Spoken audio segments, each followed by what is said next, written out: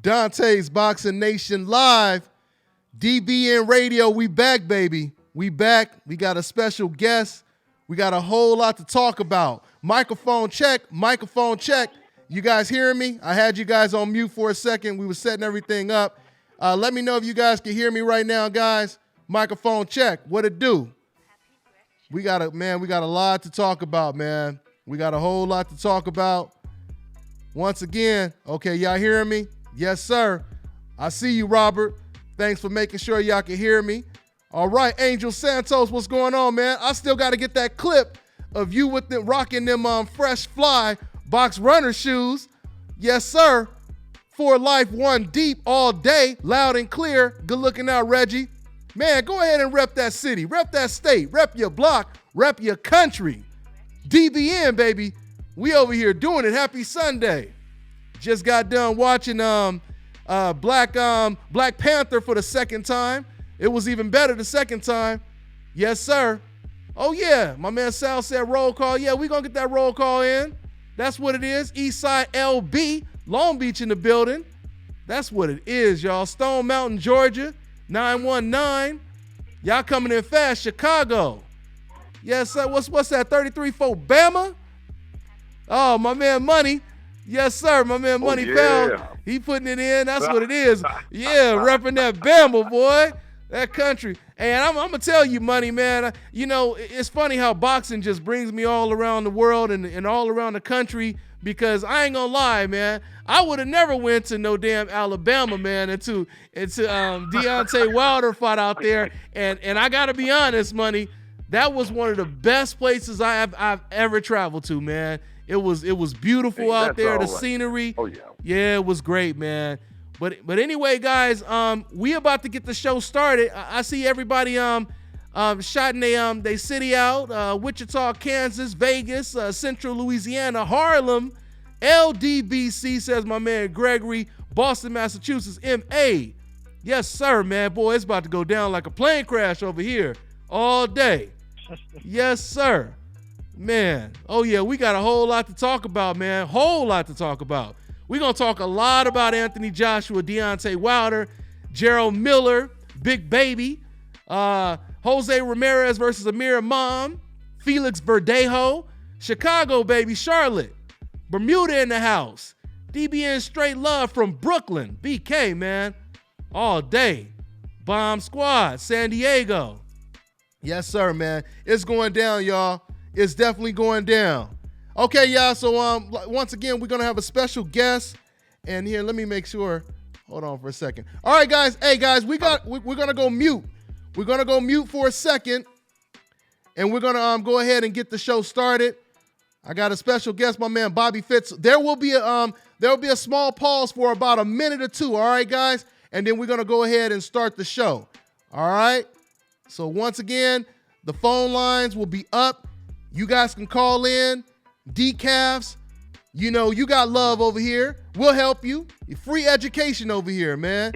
You get that free education. You know what I'm saying? You don't need no loans or nothing to get this work. All right, y'all. We about to get started in a minute. There's going to be, I'm about to go mute for a second, all right? You guys are not going to hear anything for a minute, all right? All right, y'all. Let's get it in. Countdown.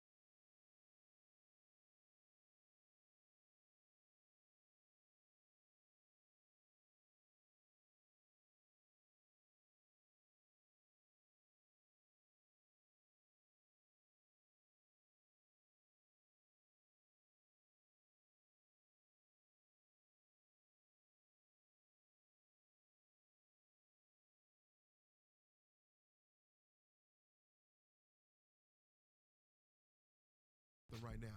If you guys are looking for the best fragrance products in the world, you need to go to ashkicking.com. That is ashkicking.com. Keep your home smelling fresh and clean with Ash Kicking fragrance products. Treat your skin and hair with Ash Kicking all-natural health and beauty products. Everything you need to create a comfortable home living environment and create a comfortable space for entertaining. The best incense burners in the world, home fragrance products, and health and beauty products, go to ashkicking.com. Brothers and sisters, brothers and sisters, I don't know what this world is coming to.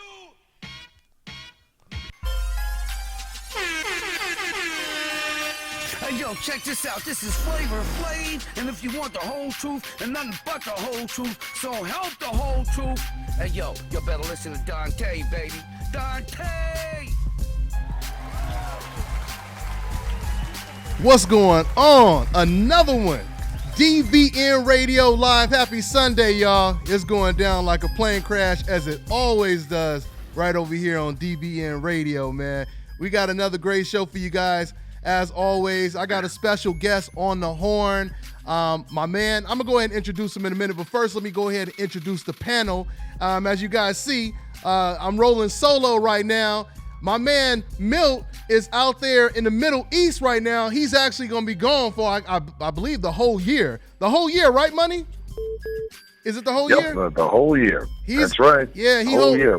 Yeah, y'all. So Milt, he's gonna be holding it down in the Middle East, man. He's working out there. He's gonna be out there. He's in the military.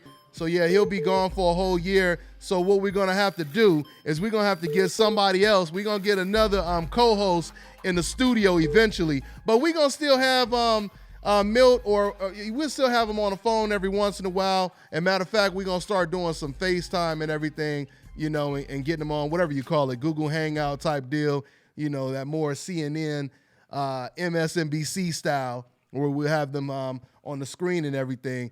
But first things first, let me introduce the panel. Like I said, once again, we got my man, Money Powell III. You guys already know him, former fighter, broadcaster, his son, one of the best prospects in the world right now. Money Powell, what's going on, Money?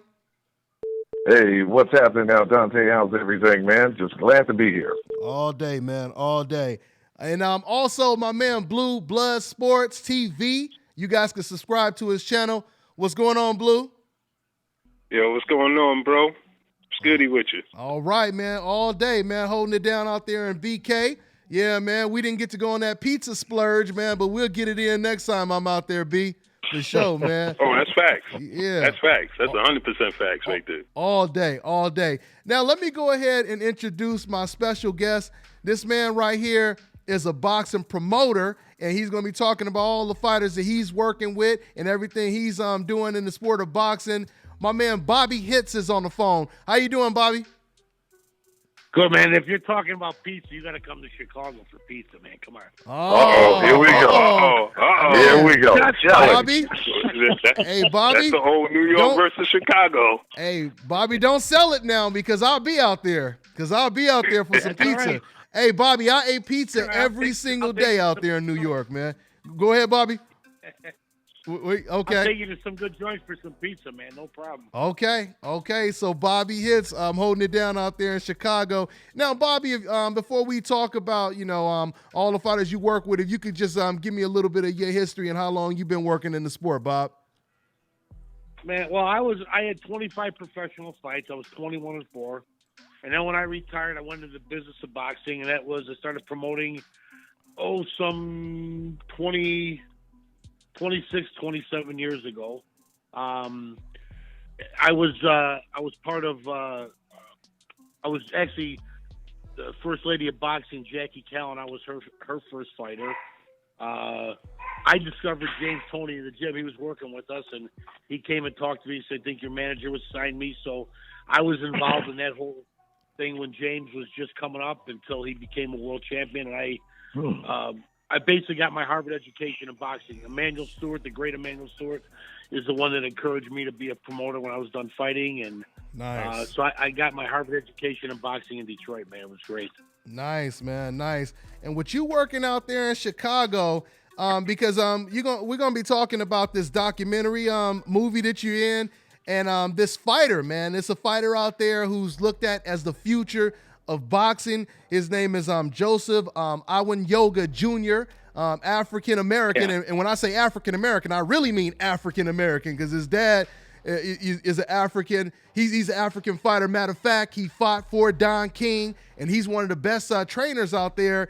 If you could just first, before we talk about that, what happened to a lot of the great Ghanaian fighters from Ghana, like Kofi Janatua, Joshua Clottey? What's going on with the boxing scene out there in Ghana right now, Bobby? You know, I've had the pleasure of working with a lot of these kids, and I got to tell you, each and every one of them are first and foremost, they are gentlemen. Secondly, their work ethic is impeccable. They're hard workers, and their heart as a fighter is unprecedented. These guys really come what they might lack in skill, they make up for in heart, which makes them always a tough customer. I think the problem over there, I don't know if it's a problem, but you have to come and get stateside because I don't think the boxing is there's not a lot of competition there for them, so they can't really become better being there. And I've had the pleasure of working with two fine young men, the Amadou brothers, Yakubu and Abdoulaye Amadou, who actually Vince Vaughn, the movie actor, brought them to me. And we had a great run with Yakubu, and Abdoulaye had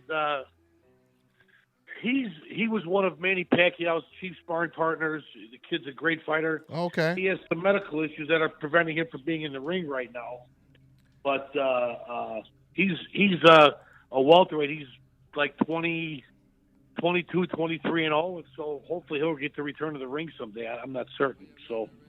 Okay. And for everybody just tuning in live right now, you guys are listening to promoter based out there in Chicago, my man Bobby Fitz. He's here to talk about the fighters he's promoting. He's going to be talking about the movie that he's in, Fight in America, I Am Your Keeper. And since we're talking about the movie right now, and I got the picture, I got the cover and the picture on the screen right now, Bobby, as I'm talking to you. If you can talk about this movie and talk about this this kid who's winning all these national tournaments. I'm hearing this kid, Joseph Awanyoga, and his dad, and his dad senior, who once again fought for Don King, former pro fighter. Those are the two guys you guys are looking at on this cover right now, guys. Talk about this movie that you're in, and if you could talk about junior and senior, Bobby. Well, it chronicles this young man's tale of to greatness, and thus far as a young boy, I mean, I think he's 11 or 12. He's already a multinational champion, and the cool thing about it is this kid carries himself like he's on his game, man. His business, like I'll mess around. It's okay. Listen, dude, we gotta get this contract worked out now, man. We got to get it worked out. I want to sign you for like 15 years maybe or something. He'll go, at age. Already, huh? Yeah, he'll go, no, I'm going to give you a year. I go, no, listen, dude, a year isn't good. I go, I got to get at least 10 or 12 years out of you. He goes, okay, I'll give you 3 years with some options. Like, he already knows all the lingo. The kid is awesome. I have a lot of fun with him. And he's a really smart kid. He's a gentleman. He's a great student, scholastically. And as a fighter, he just brings it. His dad was a really good fighter. Joseph was a really, really tough fighter, and he's really honed his skills as a trainer. And he's had some really good fighters that he has produced also. And I think young Joseph, I think, really could write his own ticket if he keeps this thing up. I mean, he's having a lot of success now, as a junior. But let's see how things fare once you get open and once things get more serious. But now. You also got to remember, too, he's only 12 or 11 or 12. Now he's going to get into high school. He's going to discover girls. He's going to discover cars. Yeah. So you hope he remains focused. Oh, man. You lose a lot of cash that way, It's a rocky road ahead, boy. Rocky road ahead. I know how that works because that's what happened with my son. My son, he's a 2-time national champion, and, he took a break, and once he got introduced to the girls and having that time off. Oh, yeah, it was a major distraction. So he say, both my boys, they say they want to go back to the gym, but I'm saying to them, are you sure you want to go back to the gym? Don't just tell me that and waste my time now. So, Right. we'll see next week. Right. But I hear you though, Bobby. I hear you. But yeah, so go ahead, Bobby. This young man has really become the toast of the town area. I mean, where he lives in a suburban town called Joliet, they gave him a proclamation. They gave him the key to the city. Nice. Our Secretary of State, Jesse White, gave him a nice accommodation. I mean, this kid's really making some inroads media-wise, and he speaks very well. And this kid, I could see he's a future superstar. If he can keep it up, he's a future superstar for sure.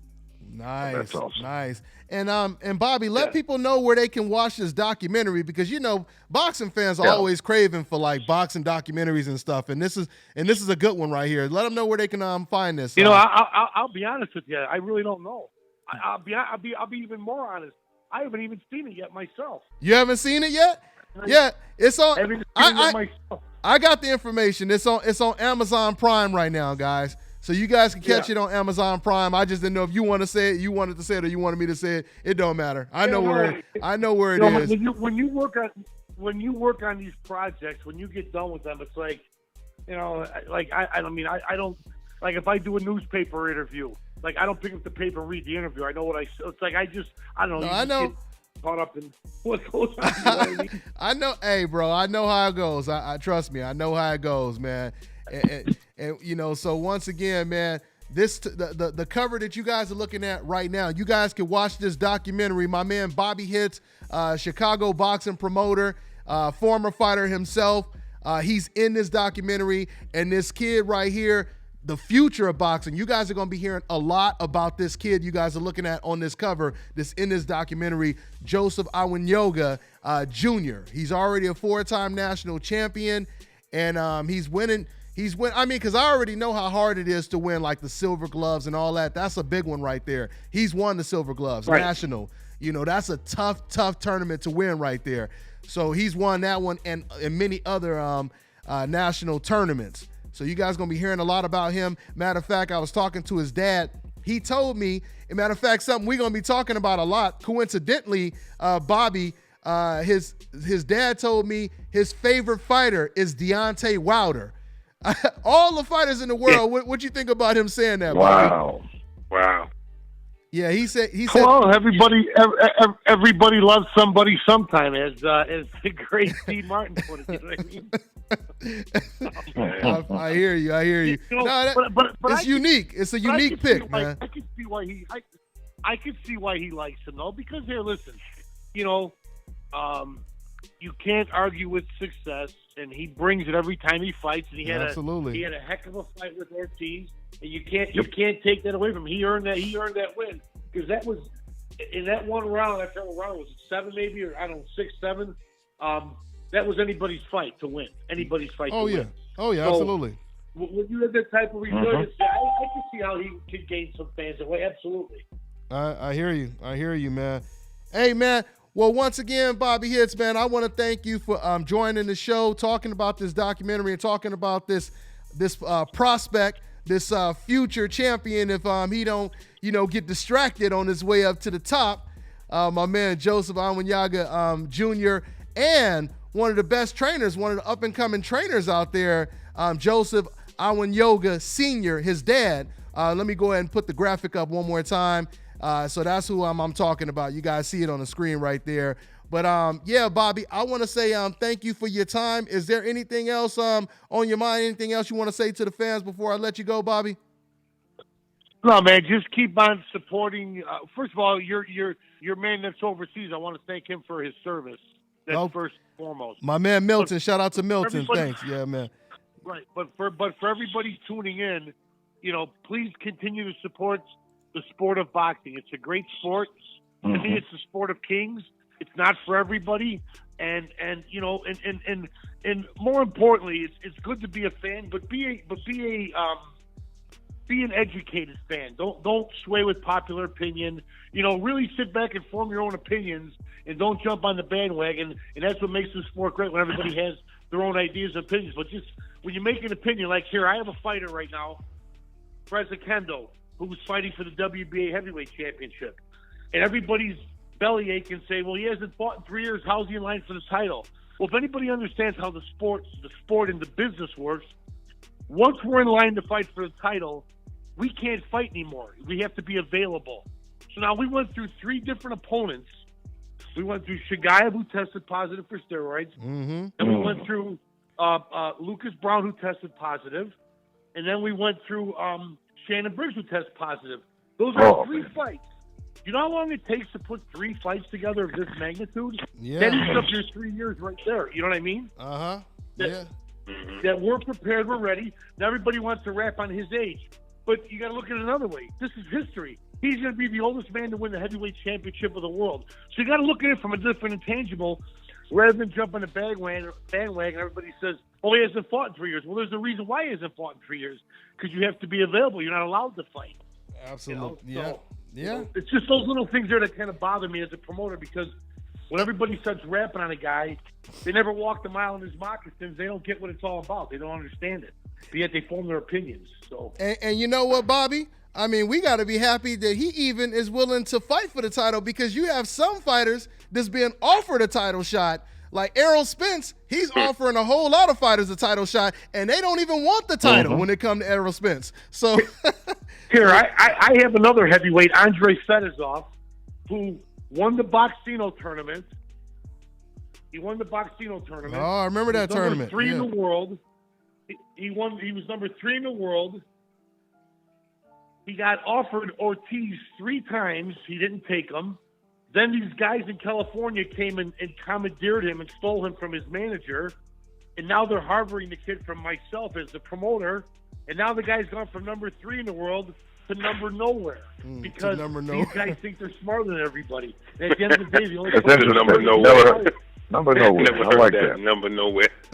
Yeah. So it's like the only person they're hurting is the fighter. But here's a cat that was offered Ortiz 3 times, a shot at the world title 3 times, and these guys told him not to take it.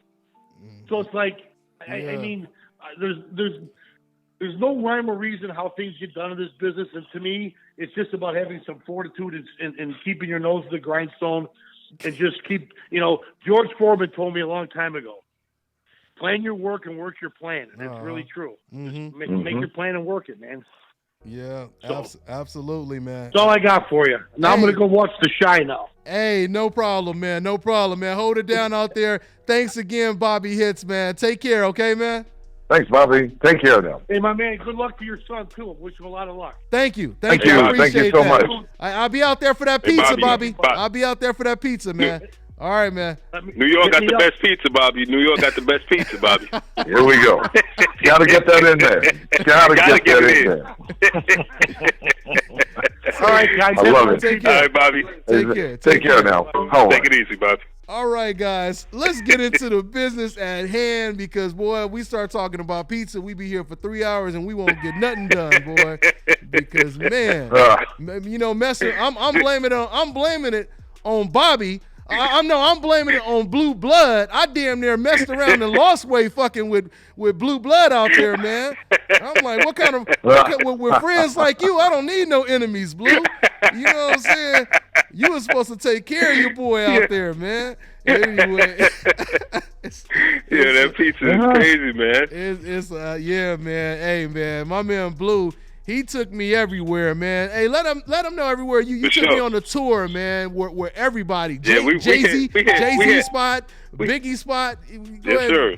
Go over that real quick. We had every borough, man, except the Bronx. Except for the Bronx. We had every borough except the Bronx, man. We had Queens, we had Brooklyn, and we had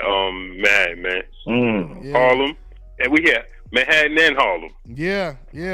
And Blue told me if I hang around in Harlem for too long, I might get trapped. I might get stuck out there and not want to come back. Is what he said. So yeah, man. For sure. I might want to get trapped, and stuck and locked up out there. We'll see. You should do the right thing, style. You know what I'm saying? Yes, sir. How the movie start off. You know what I'm saying? Yes, sir. Y'all know what I'm talking about. Hey, and I wanted to clear up something. Before we start, we're about to start talking about all the news, guys. And I'm going to shout out my moderators in a minute, too. But I just wanted to clear up something because when I talked about, hanging out with Blue Blood the last time, and I said, he took me, to the projects and I wanted to see him and everything. I wanted it to be clear. I wasn't saying that, I just wanted to go to the hood and didn't want to see all the great stuff. What I meant was you see them, you see them projects and them buildings, and it's like a museum because we see them on the movies all the time. So I wanted to see that. I wanted to go into them type of, what do you call them again? What are the buildings called exactly, Blue? Those and the projects. Yeah, those type of high-rise, whatever, or do they have a specific name for those type of, just projects, that's it, right? Nah. Just projects. Yeah, just the projects. Because I thought we only called them projects out here. I thought y'all called them like double-decker, triple-decker, projects. I didn't know what y'all called them. But, Nah, it's just the projects. The towers. The PJs, the towers, we call them. Yeah, the towers projects or something. I didn't know what it was called. But, yeah, because y'all built They it. tall as hell. That's what it is. Yeah, but it was cool though, man. We had fun. All right, y'all. So let's go ahead and get into it. Let me go ahead and shout out my moderators always holding it down. Conor McGregor, my man Cass. L Flowers is not in here right now, but she's one of my moderators. My man CSM J Dog, my man Angel Santos. Shout out to all my moderators. And we always recruiting some more moderators. But my moderators in the comment section, they always gonna go ahead and let me know who's worthy. You know what I'm saying? So you if you on that act right, you might get some of that Ubranium. You know what I'm saying? So that's from Black Panthers right there. But Yeah, that movie is crazy. Yeah, it was Ubranium, right? Yeah, Ubranium. That's what my man was on. Yeah. Let me see what he say. Yeah. So anyway, let's go ahead and talk about this news, man. Let's go ahead and start with the heavyweight division, man. It's a whole lot going on in the heavyweight division. Gerald Miller, before we talk about Anthony Joshua, well, it's pretty much all in the same breath, so it all culminates. But we'll start with Gerald Big Baby Miller. So what did Gerald Big Baby Miller, what did he just recently say about Deontay Wilder, Anthony Joshua, and Eddie Hearn in that whole situation, Blue Boxing? He said that first of all, he said the only reason that Deontay Wilder won the fight was because the referee, the judges, and there's too much money circling around the Anthony Joshua versus Wilder fight for them to let either one of them lose. Yeah. Okay. So now he said he no longer gonna let Eddie Hearn or any of these promoters use him as a pawn, and he don't want to fight Wilder or Joshua until they fight each other, because he ain't gonna get a fair shake unless he knock one of them out, because there's too much money riding on them fighting each other. See, Okay. and before I respond to that, thank y'all for correcting me. It's vibranium, not Ubranium. You know what I mean? See, And that's vibranium. And that's a damn shame, because I done watched the movie twice, and you would think that I would got it by now.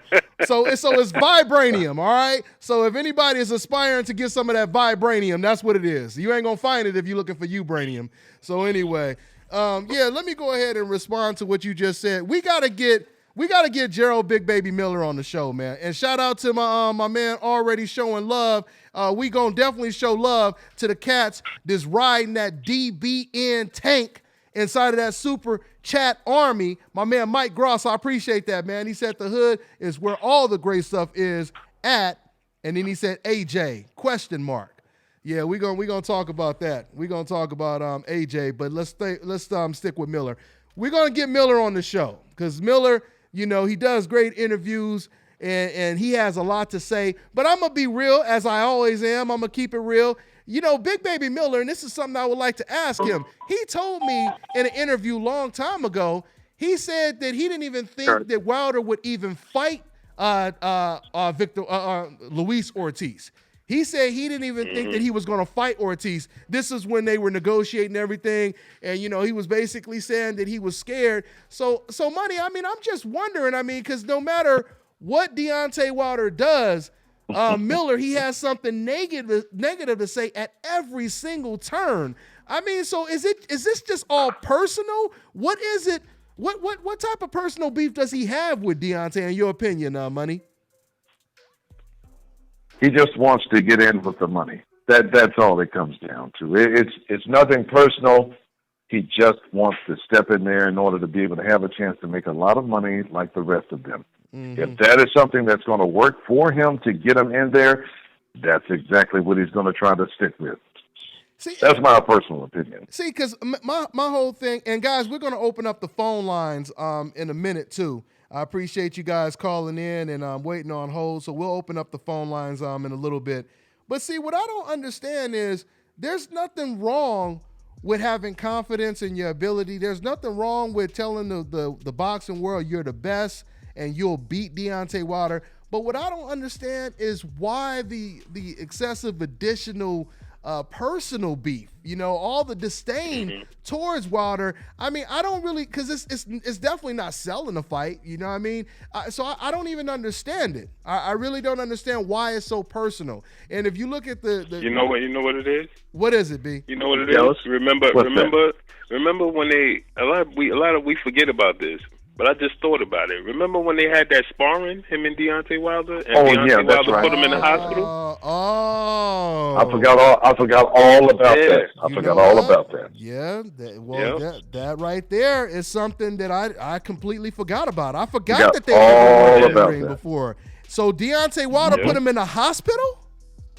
Yeah, he had to go to the hospital, and he claimed that he had to go because he was out of shape and he was dehydrated. But Deontay Wilder and the people in the camp said that Deontay knocked him out, and they wanted to make sure he was okay and took him to the hospital. Wow. Okay. Hey, well, there you have it. Well, you know what? Big Baby Miller, man, if you watching, man, if you want to get on the show and give us your thoughts on this whole situation, go ahead and give us your side and explain to us, man. I mean, why you hate the man so much? Why you hate the man? And now it's almost a rhetorical question, but I still want Big Baby to get on the show and talk about it, man. That's pretty much what that is. So, I forgot about that sparring session. Mm-hmm. Yeah, man, good stuff on that. Deontay Wilder put that work on Big Baby. I'm reading the comments right now. Big Baby straight hater. Okay, I'm reading some of the comments right now. What y'all talking about over here? Okay, y'all talking. Somebody said he sent him home with a. Somebody he sent him home with a warm meal and a blanket. Oh, they going in. The comment section is showing no love. Yeah. Southern hospitality. No, I'm telling you. Yeah, they going in. They going in the comment section. Wow. They going in, man. So anyway, hey guys, so I also want to talk about this situation, man. Your boy Anthony Joshua, boy, is getting serious, boy. I don't think I could. Wow. Hey B, I don't think I ever recall hearing a boxer make this request. My man Anthony Joshua. Go ahead, B. Go ahead.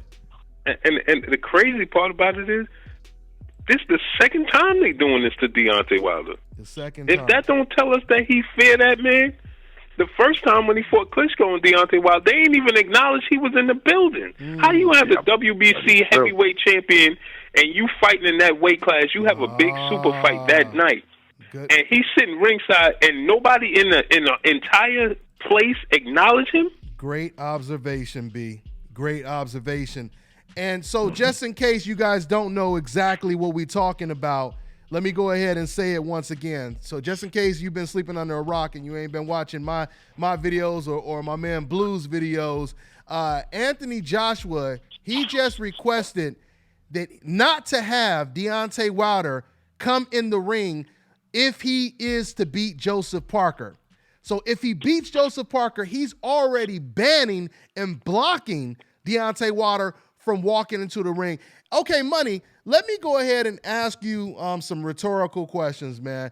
Now, this is my thing. Now you've been around boxing long enough, Money, to know that when you promote a fight, you have to pay the promoters. When ads come on TV, you have to pay for those ads. That's money coming out of your pocket. Now, everyone who's everyone who's defending Anthony Joshua prolonging this fight, they're saying, "Oh, he just wants to make the fight bigger. He just wants it to marinate. He just wants to make it bigger and bigger and bigger." So, Money, if that is the case, why wouldn't you take advantage of contributing to making this fight bigger with free promotion, money that's not going to come out your pocket, a free commercial, if you will.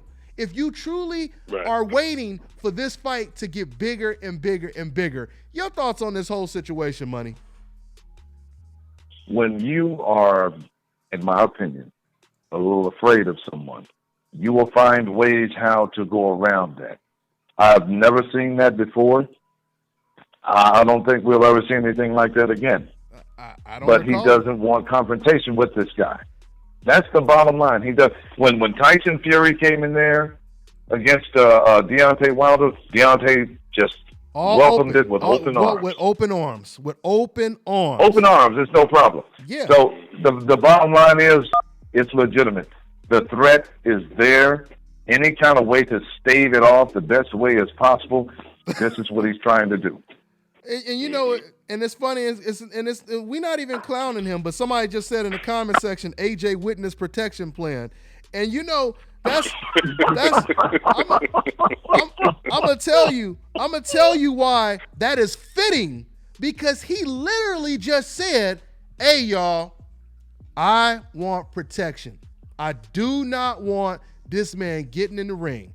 I want that I want that circle, that square circle to be protected. I want y'all to put that ozone layer around that ring so this man cannot get up in there. I need y'all to do y'all damn job. If y'all ain't never did y'all job before, this is when it's going to really count. You know what I'm saying? This is pretty much what Anthony Joshua said. And we're going to try to get Anthony Joshua on this show one of these days as well, so he can explain himself, because we ain't saying nothing disrespectful. Once again, we are reporting what this man said. We didn't make this up. We're not making none of this up. This is what Anthony Joshua said. You know what I mean? So I want that to. That's right. Yeah. So I wanted It's also power. Kirk is on. Hey, Kirk, were you always on? Kirk. No, I came on like the last 5 minutes or so. Okay, guys. So let me give him Kurt, what's good, bro? Let me give him All right, Kirk, what's up now? proper introduction. I got my man who's also a former fighter, and he's a boxing writer for BoxingInsider.com. Check out his new media articles that he got running over there. Kirk, what else you want to say on that? Anything else? I appreciate that, Deontay. I think it's an attempt of trying to show power from Anthony Joshua. He wants to control everything. Mm-hmm. He wants to dictate everything. Yeah. So by him keeping Deontay out the ring, that's him trying to show that, you know what, I'm gonna let you talk when I feel like you should talk. You know? Okay. But when we're going to discuss and when we're going to negotiate, I'll decide that it may be a punk move, and I wish that he would Deontay into the ring so that we can get that interaction going on. But I think, you know, it's fair to say he's afraid, but I also think he's trying to show some kind of power. Yeah, but also though, Kirk, I mean, let's be frank about this. What does him stopping Deontay Wilder from getting in the ring after his fight, what does it really, really do for Anthony Joshua? You know what it does? It suppresses the pressure. That's what it does. Yeah. I mean, Anthony Joshua, he said, and you know, because of course, you know, everybody said, wait a minute, that doesn't make any sense, because you didn't have any problem with Vladimir Klitschko jumped in the ring. You was open arms. There you go. You was open arms and you welcomed in. You guys were having a good old time selling it, right? So now, to Joshua's defense, this is what Joshua said. He said, well, that's because we already had a fight and play. And he said that was the difference. He said we already had a signed deal, et cetera, et cetera, et cetera. But yet, once again, at the same time, though, why would you turn down free promotion? Why would you turn down free promotion if you know that this fight is going to happen for sure? It's still not making any sense. And there was another point that I was about to make, but I'm rambling on so much. I'll get back to it. But anyway, man. So that's. You know what else it is too? Go ahead. He knew Vladimir Klitschko is politically correct when he gets in the ring. Mm-hmm. He ain't gonna put too much pressure on him. He gonna, Klitschko gonna follow the script. Yeah. He know Deontay Wilder gonna get in the ring, put that pressure on him, and he gonna have to be a man. He gonna have to respond to that. Deontay gonna get in his face. He will. Vladimir got the ring, and he's about to promote. He got his suit on, and he's with the promoters, and it's oh yeah, come check out the fight. No, when Deontay get in there, he mean business. Let's make it happen today. Yeah, you know what I'm saying? Yeah, but that pressure is thick. The pressure is thick, man. It is thick. It's super thick. And once again, but one thing that we can say is, even though Wilder will, be more intense, he'll be a little bit more animated, aggressive, but he's not gonna step, across his boundaries. He ain't gonna go Riddick Bowe.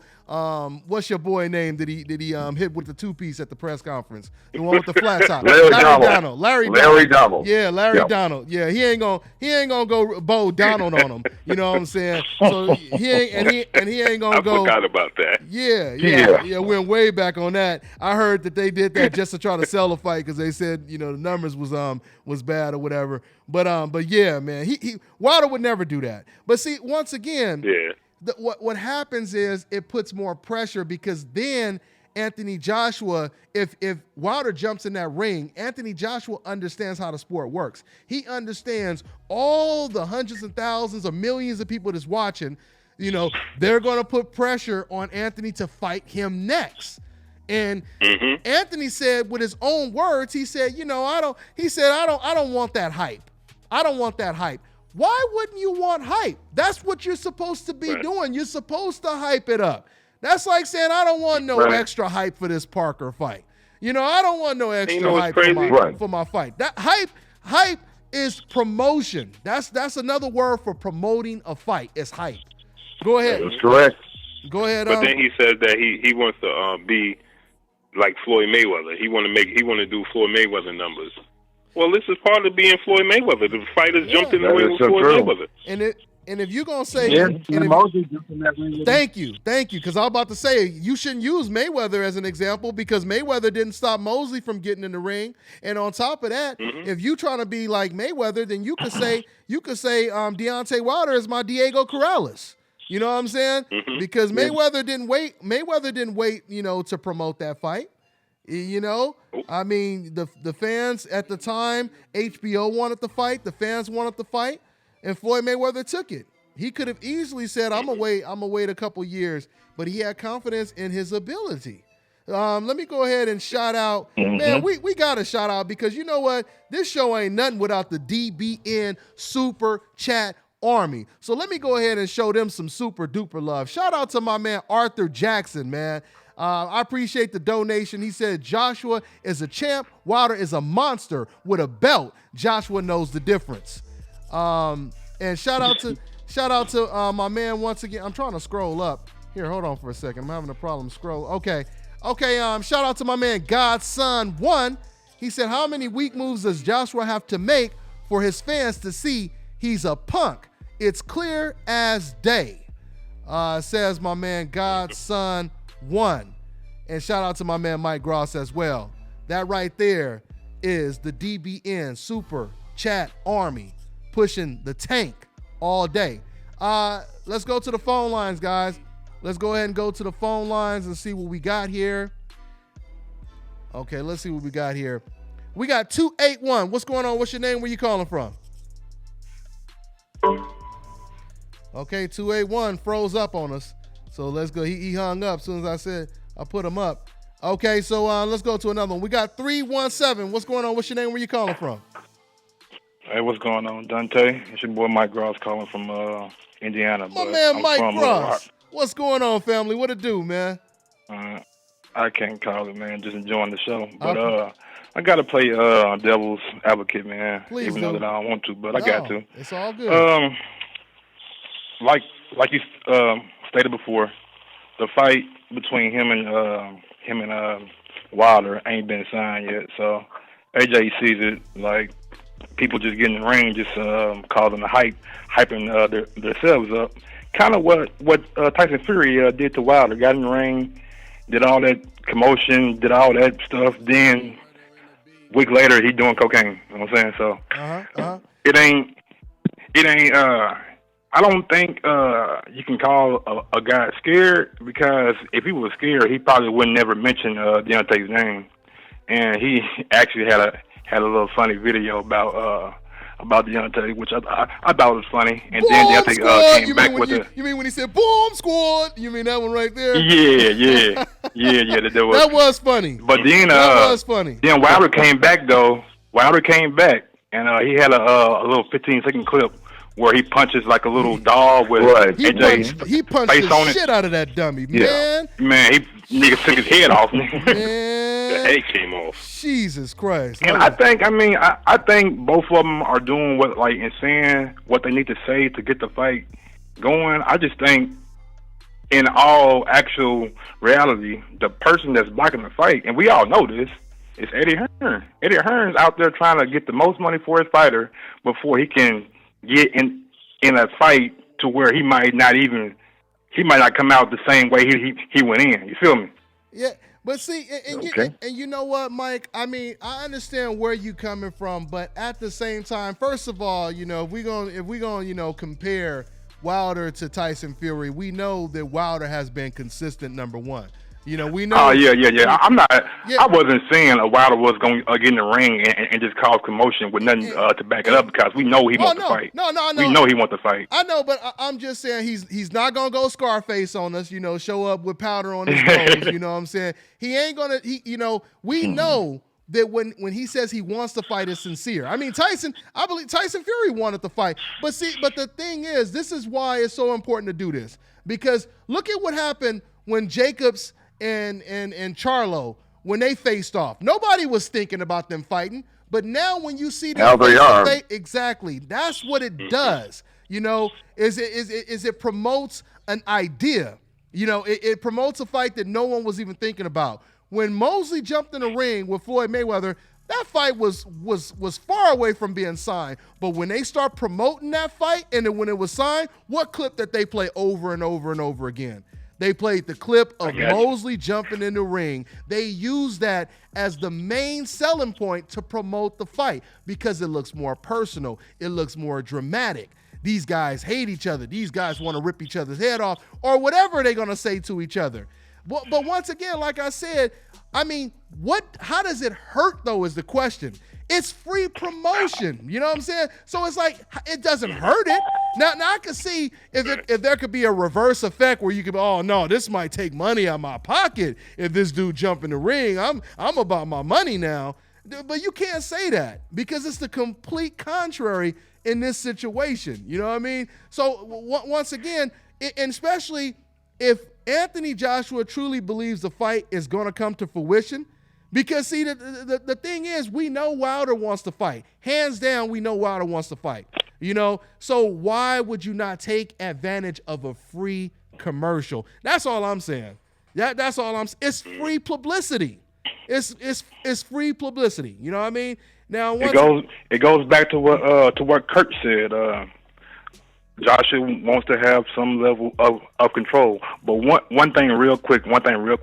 When Jacob stopped on Charlo and he made it about money, that right there told me something about Jacobs that I didn't know. What's that? That he was about his money, or what? When he said that?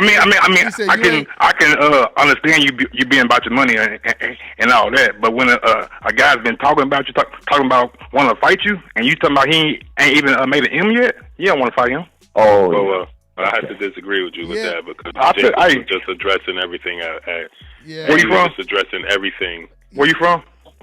This is Blue Blood Sports. Blue Bloods out in Brooklyn. Oh, I'm New York. Already. Okay. Thank you. Yeah. Jacobs was doing was addressing everything at once, because he was there. So he was just addressing everything that Charlo was talking about. Because Charlo never made it about money though, ever.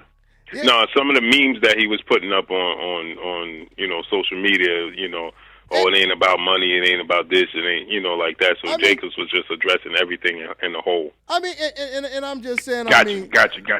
And I'm just saying, though, Mike. I mean, in all fairness, me personally, I'm just saying it's kind of subjective to if Danny Jacobs walked up to Charlo. I mean, I don't really. We would have to have a little bit more proof and evidence, to say that he acting like he wants to fight, but he really don't want to fight. I mean, that's kind of like I mean, and I'm not saying it's the exact same, but it's kind of like when Floyd Mayweather walked all the way across the basketball court to get Manny Pacquiao's number. Then later on that night, went to his hotel. You know what I'm saying? Mm-hmm. And you still have fans saying, "Oh, he really scared. He this is all just a plot. He really don't want to fight him. He calling him out, but he really don't want to fight him." You know. Now again, so, I'm of the belief that you cannot call a fighter scared. Like you can't call a fighter scared. It's a difference in being scared and not wanting to fight right now, because it's not going to get you what Billy Joe Saunders or Canelo or Triple G is going to get you. And my bad. I'm sorry. I was looking at the comment section. I kind of missed the last part you just said right now. But once again, this is one thing we know for sure. And I think even you agree with this, Mike. You would agree that there's one fighter who wants to fight right now, no matter what's at stake, and there's one fighter who doesn't want to fight right now. You would agree with that, though, right, Mike? I don't know, man.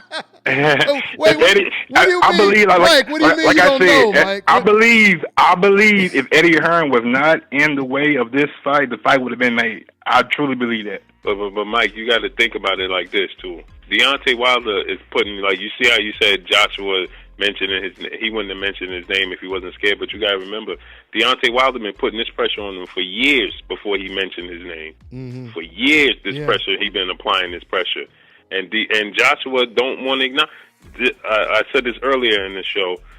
When Wilder went to his fight versus Klitschko, they didn't even acknowledge that he was in the building. This is the WBC heavyweight champ. How do you not acknowledge that he's ringside in your hometown and been calling you out? You got to acknowledge that.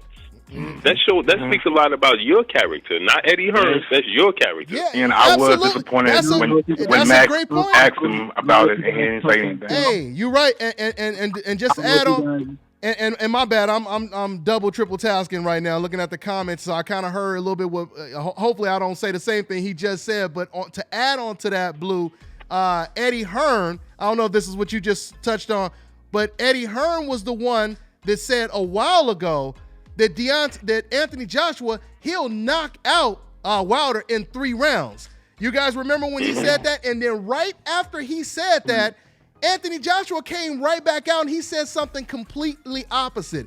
He said, "Look, man, I'm not in a hurry to take that fight, and I'm not going to be pressured into fighting. It took me a long. I worked hard to get to this position, etc., etc., etc." So at the end of the day, guys, it don't matter what word we want to use. If you want to use scared, if you want to use reluctant, if you want to use whatever word you want to use, at the end of the day, Wilder wants to fight yesterday. That's a fact. We don't have to say it don't really matter what we call Anthony Joshua. Let's just talk about Wilder and what he wants right now. We know for a fact what he wants. And Wilder made a great point when he was talking about Ortiz at the post-fight press conference. I'm glad he said this, because he said this fight was high risk, low reward. I didn't have to take this fight. Nobody, and he's absolutely right. People forget King Kong Ortiz was Anthony Joshua's #1 mandatory before he was close to even fighting against Deontay Wilder. And Wilder had the best excuse in the world to not fight Ortiz. He could have easily said, "Man, I'm not fighting no damn dude that failed, that test positive for steroids. My health isn't, my health is at risk, et cetera, et cetera, et cetera. I'm not fighting no cheaters." And people would have been okay with that. Of course, the decals would have said you scared and you ducking him. But the majority of people would have said, "Okay, I understand that. He's a cheat," right? So, I mean, once again, man, this is how you have to look at it. It's legacy and money versus just money. You know what I mean? And Deontay Wilder, everybody want to get paid. It's prize fighting. But Deontay Wilder has the confidence to go, with the money that he's making. So he took a hell of a gamble going up against Ortiz, and it paid off. So absolutely. Absolutely. I don't know if you guys caught that Behind the Glove program that's in the UK. You were breaking up a little bit. Say it again. You were breaking up again. Say it again. I don't know if you guys caught that Behind the Gloves program. It's based in the UK. It featured Anthony Joshua and Parker.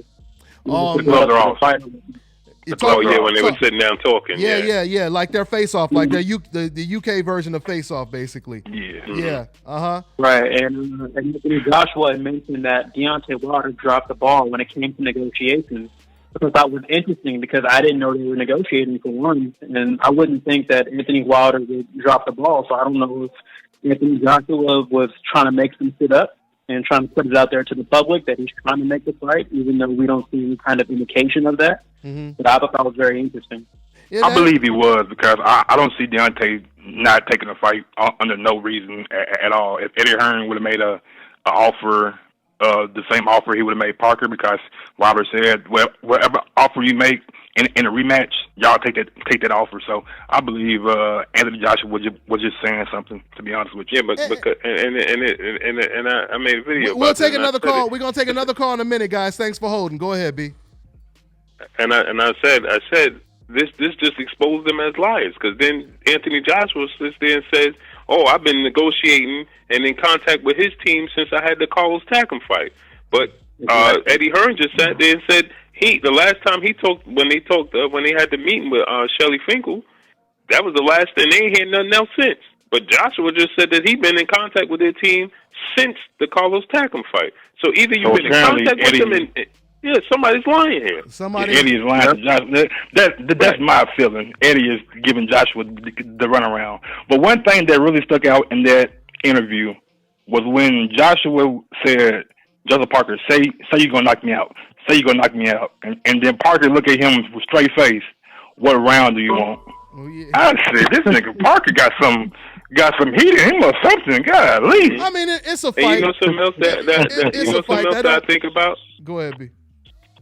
You know what else I think about? When me and you and Money was talking earlier.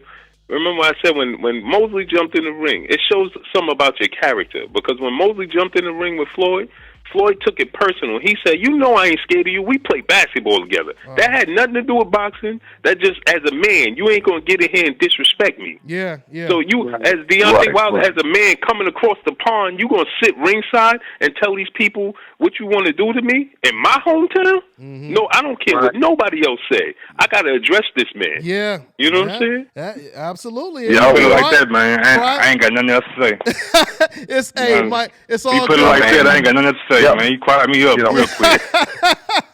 Right? Hey, real talk, man. And just on top, you say he from Brooklyn. I'm over here on the West Coast. You know what I'm saying? I'm over here on the West Coast. I was just poking at him, man. I was just poking at him, man. It's all love, Mike. It's all love, good. man. It's all good. Mike. But I do, man. He's tripping. Regardless, I do think Charlo will beat Jacobs, though. Just to be real with you. No, that's understandable. That's a 50-50 fight. That's gonna be a hell of a fight. Yeah, it will be a hell of a fight. It's a 50-50 fight, and let me go ahead once again. Hey, Mike, I'm gonna go ahead and let you go so I get to another one. All right, family. Man, I appreciate y'all, man. Y'all be easy and have a good night. Hey, send you down. Take it easy. All right. Be safe, Mike. Take care, man. Man, god damn, B. Boy, we shutting them down. God damn, boy. But it's all love. Mike is my boy. He riding in that DBN tank, regardless. Even if we gotta, even if we gotta sit him in the front of the seat, in the front of the class every once in a while. You know what I'm saying? And, even though that's what we need to get. That's what we need to get Big Baby at. Yeah. In the That front of the class. That is true. Hold on, Money. 1 second, Money. Let me shout out once again. Okay. Let me shout out once again to everybody that's part of that DBN Super Army chat. Man, they pushing this tank that we pushing over here. They riding in this train that we riding in over here. My man Myron Dennard, he said, I guess he's talking about Anthony. Obviously, he's talking about Anthony Joshua. He said AN, but he said and out a restraining order on Wilder. So I guess he's saying Anthony is gonna put a restraining order on Deontay Wilder if that boy keep trying to show up like that.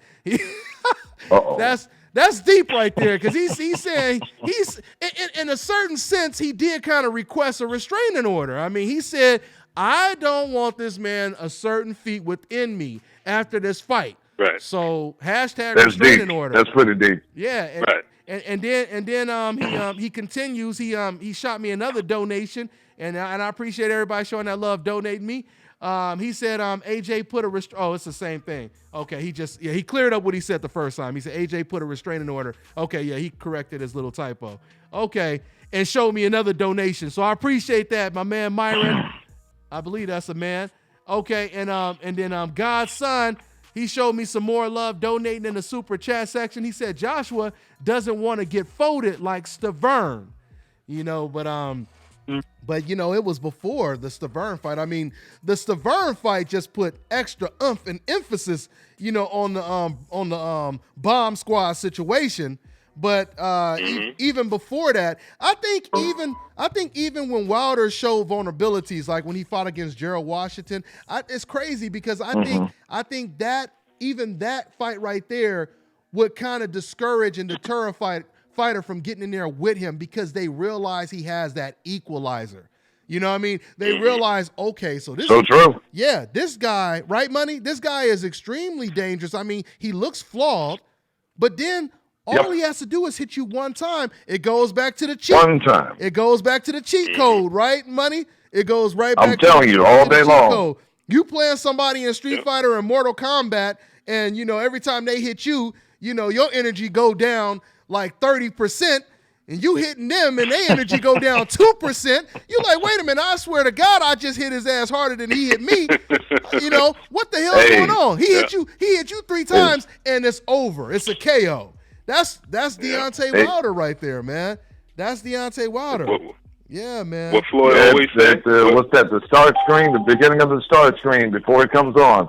Enter the code. Enter the code. I'm telling you. What Floyd always said? 100 lives on Super Mario Bros. That's what that is. He got 100 lives. I'm telling you, man.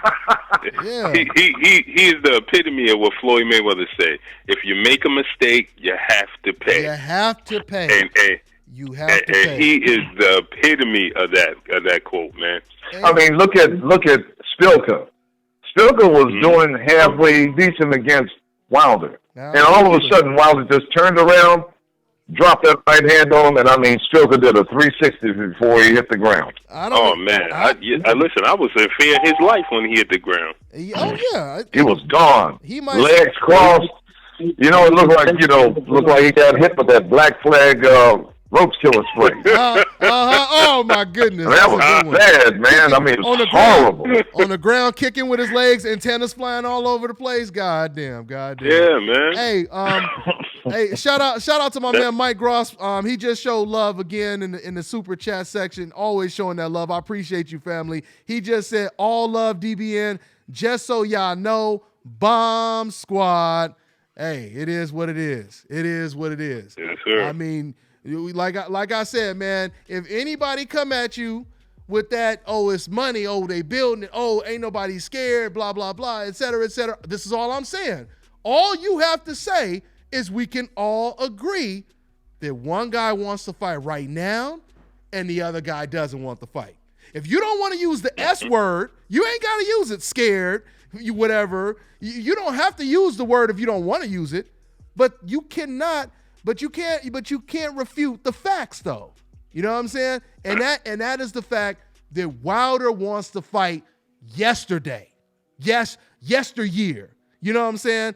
Just like it's no disputing Errol Spence wants to fight Keith Thurman today, yesterday, 2015, 2016. You know what I'm saying? You can't refute that. So it doesn't matter if y'all want to play word games. It doesn't really matter. And it's not about dissing anyone. These are facts that we stating, guys. These are facts that we stating. Go ahead, and I'm gonna take a call. Go ahead, Money, and I'll take a call right after you finish, Money. Okay, just a couple of things. Here it is about Errol. Okay, hey, defeated Kill at 147. Since he moved up to 154, hey man, we can do it again. So it's like if I can't get you in one weight class, I'll get you in another weight class. Or in this case, hey, I got you in that weight class. Hey, I'll face you again if you feel like, and that was the problem with that weight class. That is like rock solid confidence, man. It's like, I don't care what weight class we fight at, I got you. Absolutely, man. We're going to take another call. And somebody in the comment section still, I understand, boxing is a very emotional type of sport where fans are emotionally attached. But you got somebody in the comment section still, this podcast, Anthony Joshua hater, et cetera, et cetera, et cetera. I'm trying to understand. I'm really trying to understand all the fans. What is it we're saying that you disagree with? Because once again, one more time, even you would agree. Let's say you don't. Let's say you love Anthony Joshua, and let's say you disagree with what I'm saying. You will agree that Wilder wants to fight right now, right, guys? You will agree with that, right? And Joshua, he said out of his own mouth he doesn't want the fight now. He doesn't even want it after the Parker fight. That's Anthony Joshua saying that. That's not us saying that. So what part of that is hating on the man? What part of that is? I want somebody to call in and answer that question. If you believe that's hating, go ahead and call in and explain that. And unless you just talk to Anthony Joshua right now, and he said they some bloody damn lies because I want the fight now. Matter of fact, if it wasn't for Eddie Hearn, I told Eddie Hearn, let me at him. I want him now, but it was that damn Eddie Hearn that pulled me back. He said, no, take 2 more fights. Take 3 more fights. You know what I'm saying? If that's the case, you call up and tell that damn story. Let's go ahead and take another call. And shouts out to, once again, man, the super chat section. Man, we got to welcome these cats, man, because these are part of the DBN Super Army Tank. We riding dirty, no limit over here, y'all. So shout out to my man, Rodnell. Is it Ronell or It's Rodnell, I believe. He said, I'm just reading what he said. He said, did AJ said he want to wait in 2018 or past years, ? He's asking the question. Yeah, Rod, he basically said that the fight, he's going to fight someone else after he fights Joseph Parker. So I believe, Money, if I'm not mistaken, that means he's going to fight him next year, not the end of this year, right? It will be next year. It will be 2019, so not even 2018. All right, guys, I apologize for keeping you guys on hold so long. Let's go ahead and go back to the phone lines. We have 936. What's going on? What's your name? Where you calling from, man? Oh, man, it's Tony from Texas. What's good, Deontay? What's going on, family? All day, man. Texas always in here heavy. What's going on? What's on your mind, man? Yeah, man, I just want to say, I don't understand how, and like I said, it's not saying Joshua was, this, that, and the third, but, there's an interview out there. Everybody needs to go listen to it. Joshua, not 2016, 15, 2017, he's talking to a woman. He's copping pleas. He even said, Wilder turned pro in 2008. I just started fighting in 2008. He's literally, he said, I probably won't fight him in 2018. He was like, because I want to make sure I'm ready, because what if I do it and I'm not ready? And then I'll be like, oh, man. Did he say that? Wait, did he say that out of his, he said that out of his own mouth. He said that, what you just said right now. Yes. See, I didn't even know that. I didn't even know that. Yeah, I heard that interview too. He even said, like I said, he even said that Deontay Wilder turned pro in 2008, and I only started. That's when I started fighting. So I'm saying the man is copping pleas. Wow. Mm-hmm. Now, once again, y'all heard what this man just said. He quoted what Anthony just said. So is that hating? He just quoted what the man said right now. But go ahead, Texas. Anything else? Yeah, on that? man. And I'm just saying, like I said, because I'm real. I was going for Joshua against Klitschko. I'm like, boom, boom, boom. But then after I see how I'm like, okay, if you don't have a belt, then I'm fine with people being protected. That's whatever. But man, when you have 2 titles, there is no more. There's no coddling. There is no, when you have a title, there is no coddling. That's why, I'm real. I like Tank Davis, but I'm like, yeah, you probably should have fought Lomachenko. I'm real across the board. Because you have a title. So And I understand now. If And I hold put on, my one promoter second. hat- And 1 second, bro. And I want guys, if everybody's saying right now they seen that interview. Hey, I want you guys to put the link to that interview in the comment section, just in case there's any non-believers and they saying you guys are making up some stuff. Y'all just, some storytellers. So guys, and shout out to my girl. Shout out to my girl, the beautiful Michelle Phelps. Shout out to her because she's the one that did the interview. Yeah, guys, go ahead and put that link in the description box so everybody who believes that he didn't say it, you guys can actually listen to it. Yeah, man, that's pretty much what that is. That's pretty much what that is. And I mean, once again, it goes back to what I've been saying this whole show. We know who wants to fight right now. And once again, in this interview, like my man just said, Anthony Joshua is saying, I want to make sure I'm ready for this guy. It may take a while, et cetera, et cetera, et cetera. Guys, once again, man, I mean, the thing with boxing is everything is documented, unfortunately and fortunately. You know what I mean? So you guys look at Anthony Joshua's track record. When Charles Murray won the belt, that fight was rushed. You know what I mean? That fight was rushed. In fact, I believe Anthony Joshua was supposed to fight someone else.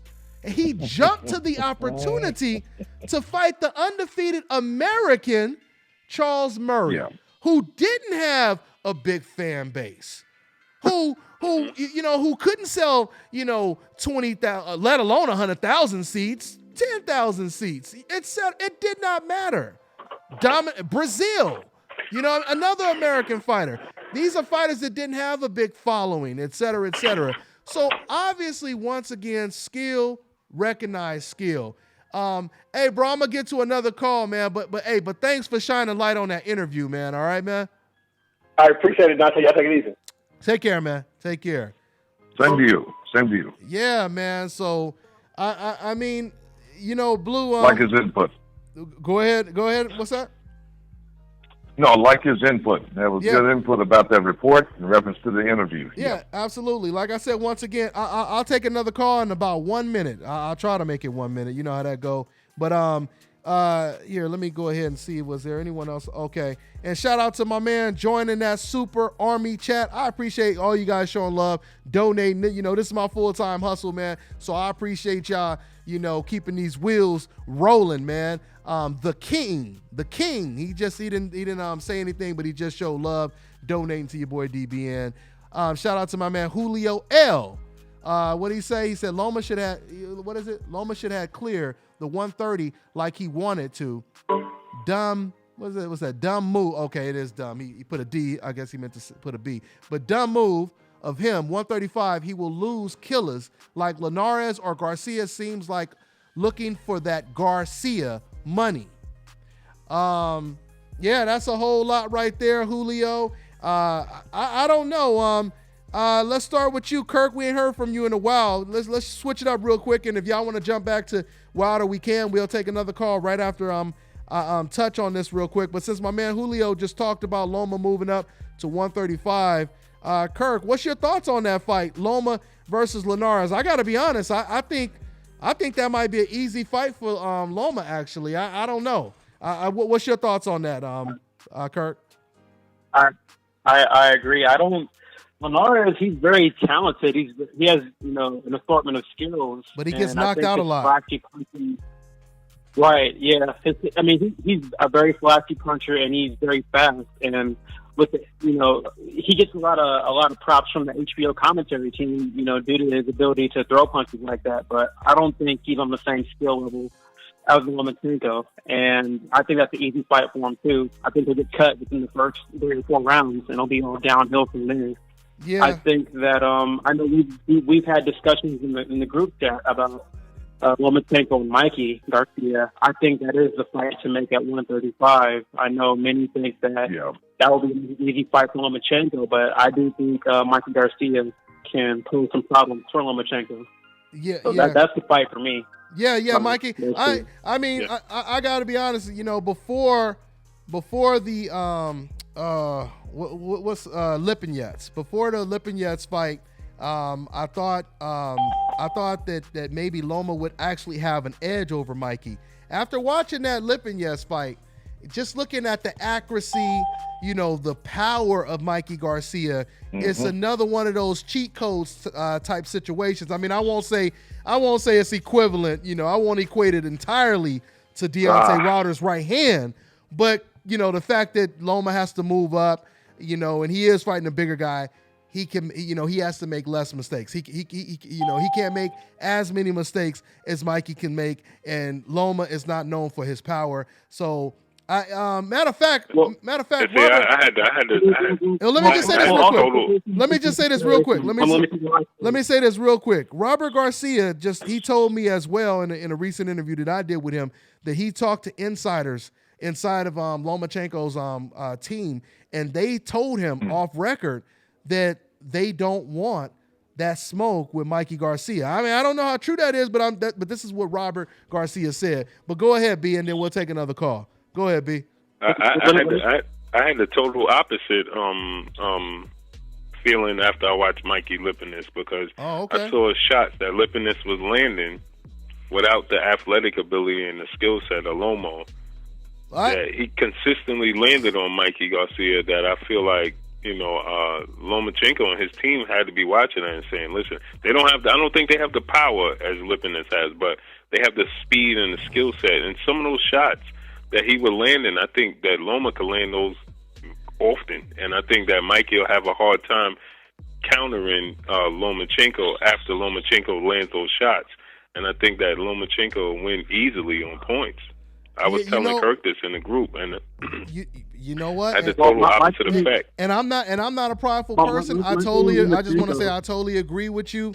And I've always seen Loma as the more skilled fighter. I've always seen him as the more skilled fighter. Yeah. And one thing I did notice, and I'm gonna let you talk, Kirk, but one thing I did notice in the Sergey Lipinets fight is Sergey, he made a dumb mistake, which is standing mid-range right in front of Mikey Garcia's right hand all night like a sitting duck. You have it. When he closed the gap, Mikey Garcia, was a little bit more uncomfortable when he closed the gap because he was in that Orlando Salido range. And I don't know why, once he got in that range, he would back up and then get caught with flush right hands over and over again. You know what I mean? So, because a lot of fighters, especially rangy fighters, they're not comfortable on the inside. So I don't understand. You would think Sergey Lipinets would understand that concept and take advantage of it. It's just like when was it Denis Shafikov when he fought against the Olympian? Was it Herring? Jamel Herring? I think it was Shafikov versus Jamel Herring when he beat him. You guys correct me if I'm wrong, but I know Shafikov, he went against one of the Olympians if it wasn't Herring, and he gave him his first loss. And Shafikov was a shorter fighter, and he understood that, so he stayed on the inside and he walked down the undefeated fighter. So yeah. So anyway, Kirk, what was you gonna say something about that? I was going to say with Mikey, when you watch him fight, he looks very basic, but he's very consistent. He's very accurate. And accurate, yeah. Smart.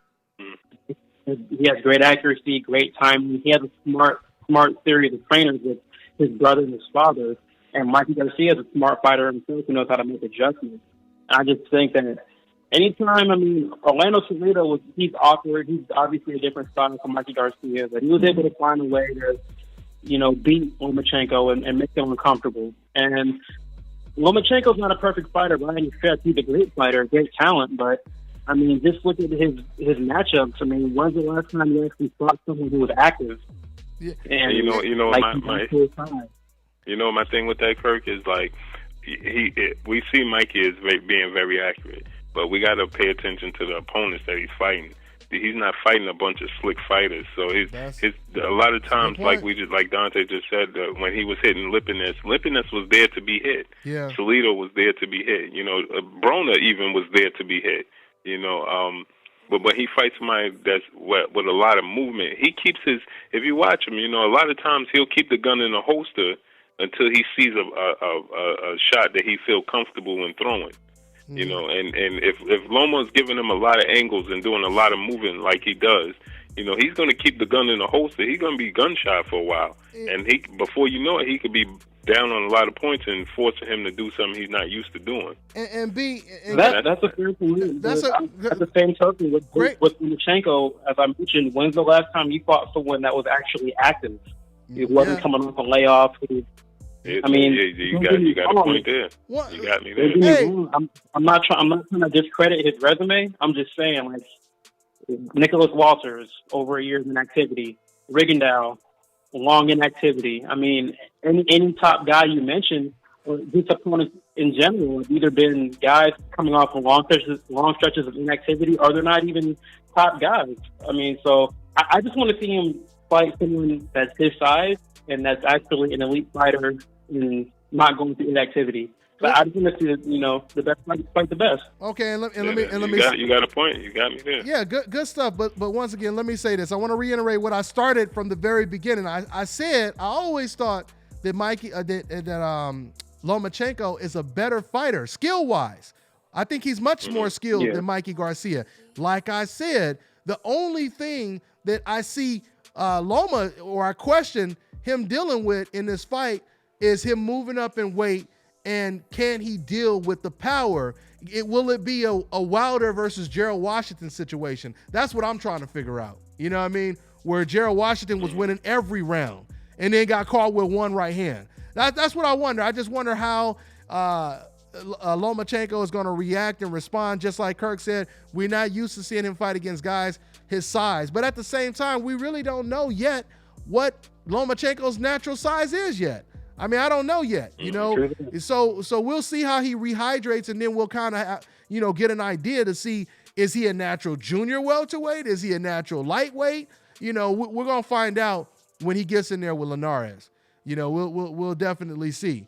But I just remember, I'll never forget this, because to me it makes a lot of sense when you think about him saying this, regardless of the outcome of what he did to Nicholas Walters. I remember a year before that fight happened, when Loma was a division below Walters, he said, I don't know if I want to fight that guy because he comes in heavy.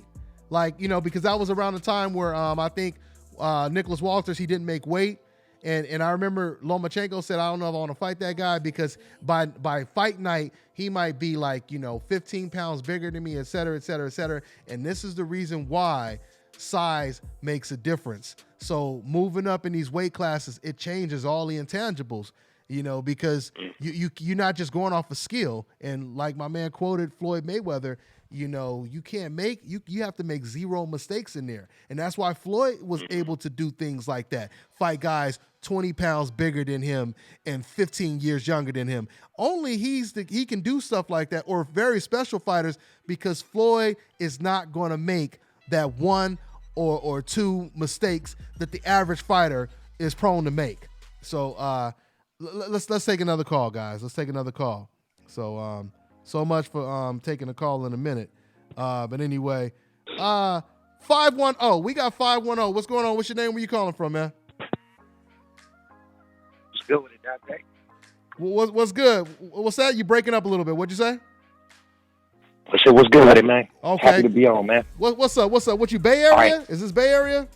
Yeah, man. It's Oakland right here, man. All day. It's Oakland right here, man. Appreciate you taking my call. All right. Number one, I wanted to say, first and foremost, Money Pal, man, I just finished watching all these highlights of your son, man. That dude is a beast, man. That's what I'm talking about, boy. Thanks a lot, now. Appreciate that. Love it. All right. Sure. That's off top. Thanks a lot, now. That, and, hey, Dante, man, what's up with Milt, man? What's going on, man? I need my like Twix, man. You know what I'm saying, man? I need my expert analysis, man. I know, man. That's cold-blooded, man, because it ain't no more EPMD, man. My man, man. Yeah, this my Not man. For a while. My man, he done went AWOL on us, man. He went up. He out in the Middle East. Where's he at, money? Afghanistan. Where's he at?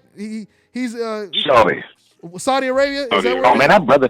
Yeah, man, he's out. Yeah, I think he's in Saudi or Dubai. It's one of the two. Okay. That brother international. But anyway, on to my questions, man. Yeah, he in the military, man. But anyway, but go ahead, man. Go ahead, bro. Yeah. All right. I've been listening to the show, and the one thing I wanted to say, you kind of touched on my point already when you said that size matters. Mm-hmm. And one of the things that, like, we all box. I used to box, pal. You know what I mean? So one of the things that matters is actually how strong you actually are, because like. Oh man! Right when it was getting good, you still there, Oaktown? Oaktown. I see his number. No. His number is still there. Let me see. Hold on. Okay, something happened. I'm gonna leave his line. But he was getting good, boy. It was getting real good. But you know what? Yeah. But let me go ahead and do a quick little commercial and plug, since my man just brought up the Bay Area. So I just threw up the images right now, man. So hey, man. So everybody repping that Bay. Y'all see these DBN shirts I got on the screen right now. And my man. Hello. Okay, there you go. But you guys see the shirts. Hold on. My bad, man. I apologize about that, man. Hold on, apologize Oaktown. about that. Got some high cheekbones. No problem. Hold on real quick, Oaktown, because since you brought up Oaktown, I'm putting my shirts on the screen right now. So I got them Oaktown colors, man. I got the DBN. I got the Oakland A's. You know what I'm saying? I got the Golden State Warrior DBN shirts. I even got the Raiders shirt. Matter of fact, I meant to wear that one today. But I even got the DBN Raiders shirt. You know, we welcoming the Raiders to Las Vegas. So I got that. You know, I got them in all different colors, man. We holding it down out here, man. We holding it down. But anyway, go ahead, Oaktown. No doubt. I'm gonna have to get it. I'm gonna have to grab one of those, man. Be a part of this DBN army, man. For sure, but anyway, man. For sure. I apologize for breaking up like that. But what I was saying was the strength for Mikey. I believe that he can negate a lot of Lomachenko's footwork, because when you inside like that, the strength of an individual makes a difference. Mm-hmm. Like I said, Maidana was saying that he was surprised how strong Floyd was in the clinch. Mm-hmm. He was like, surprised. Yeah. So remember, weight and strength is two different things. Uh-huh. Like, you know what I mean? Because like Errol Spence, his weighs a lot less than the Charlos, and he was like, he's one of the strongest fighters I ever faced. That shocked me when I heard that. I was like, what? Like smarter than you, dude. You should be able to muscle him, but no, you can't. So that's one thing that matters.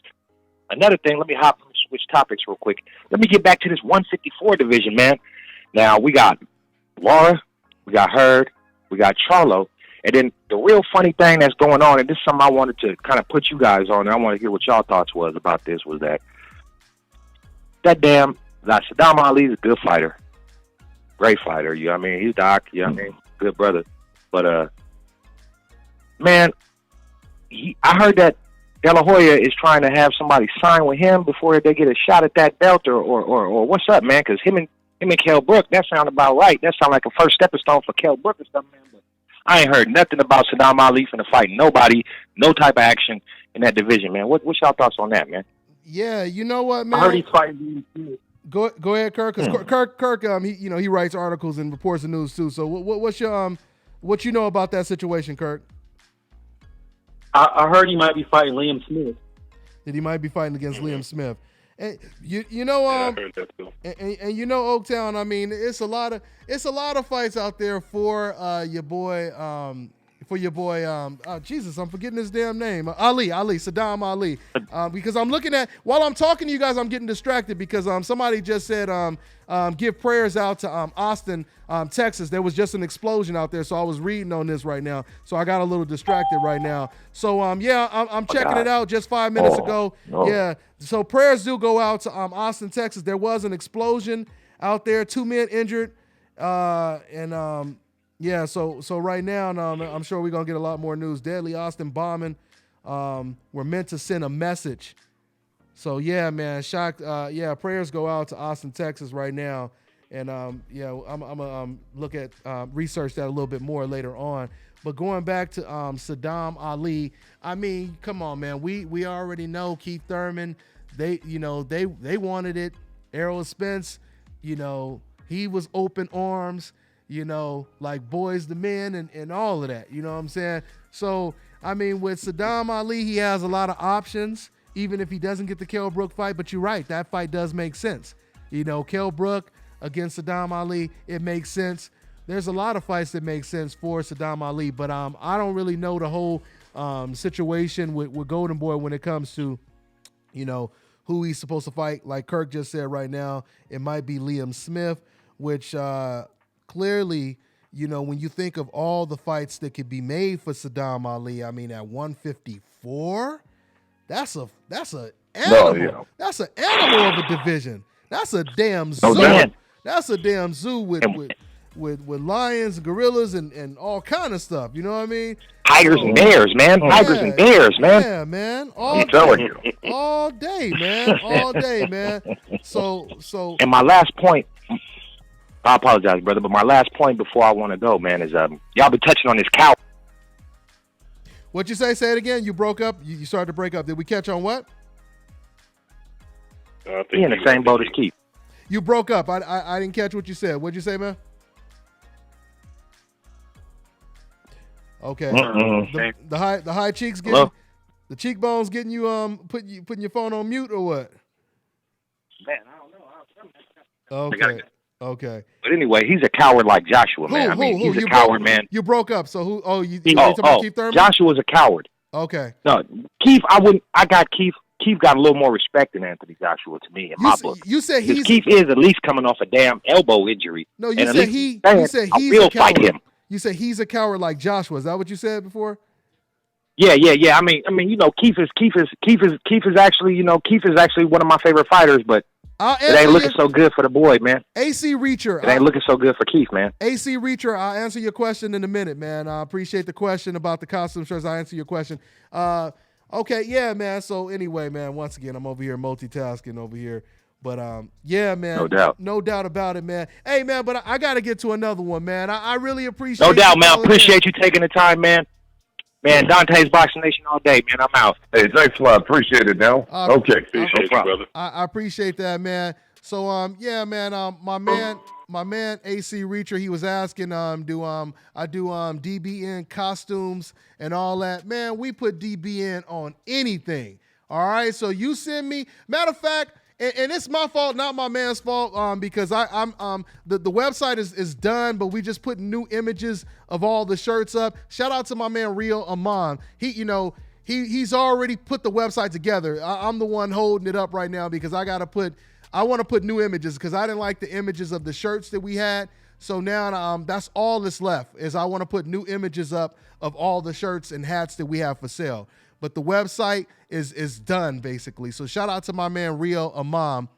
I just got to get them. But anyway, but if you guys want to cop a shirt right now, you can still purchase them. Just go to Dante'sBoxingNation@gmail.com and just go ahead and send your size, the color you want. If you want a custom costume or you want a boxing outfit, which would be great. If you want to rock it going into your fight, your amateur fight, your pro fight, just go ahead and email me at Dante'sBoxingNation@gmail.com. Let me know exactly what you want, and I'll go ahead and shoot you guys an invoice, all right? So I appreciate everybody, man, that copped the shirts. Once again, if you guys want to show your love, if you like what new media is doing right here, if you love what Dante's Boxing Nation is doing and you want more footage, more content, show your love by donating or even buying a hat, buying a hoodie, buying the shirt, buying a muscle shirt. We get it in over here, y'all. We get it in.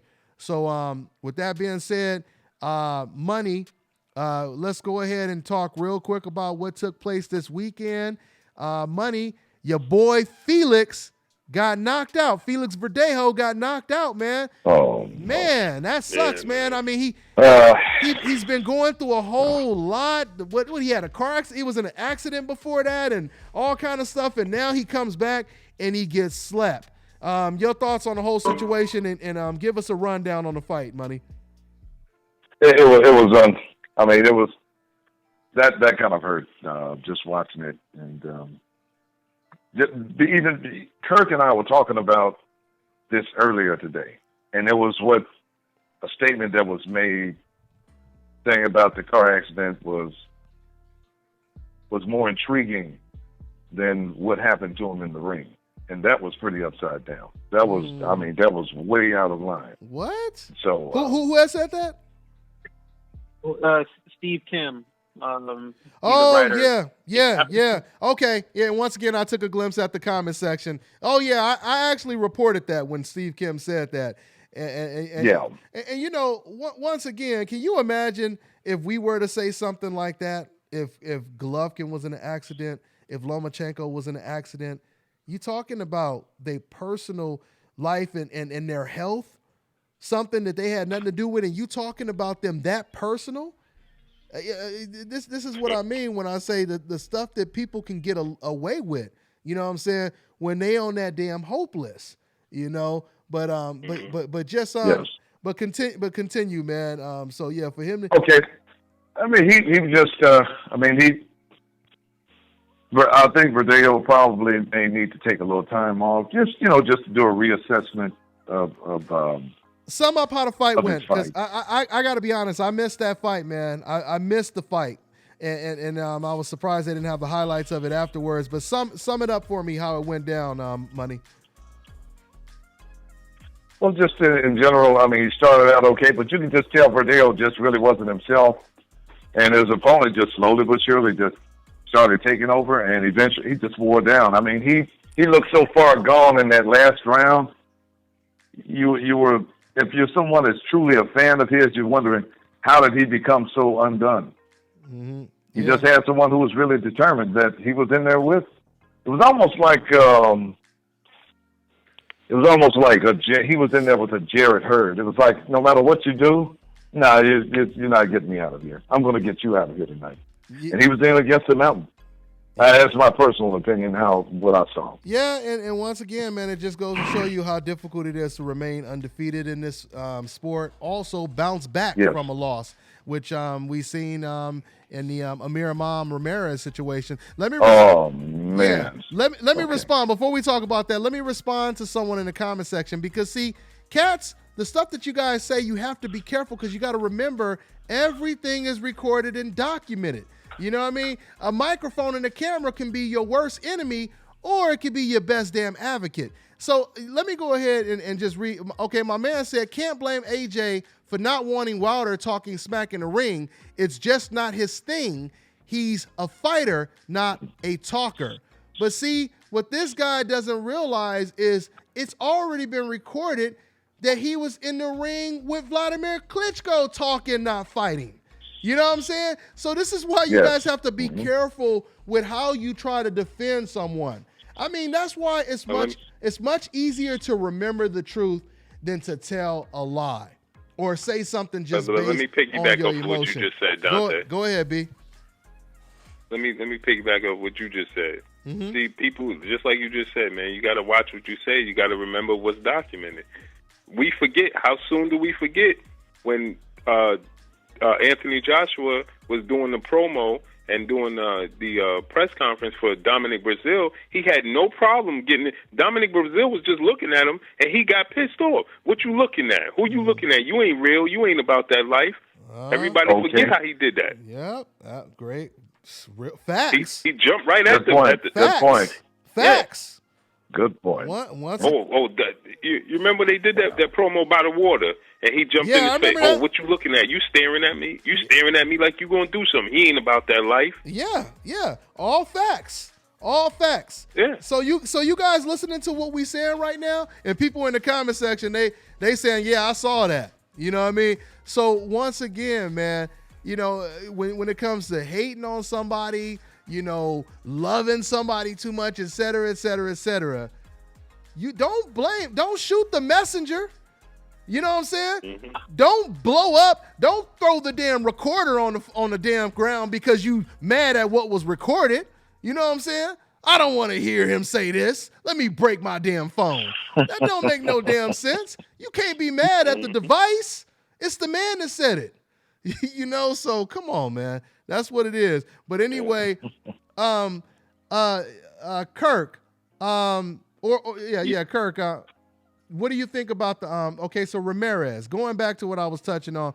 I know I got you guys on hold for a long time, so I'm going to go ahead and try to take another call. The phone lines are lit right now, but we just got so much to talk about. I'm going to try to answer another call in a minute. But before we do, Ramirez, he beats Ramirez-Iman.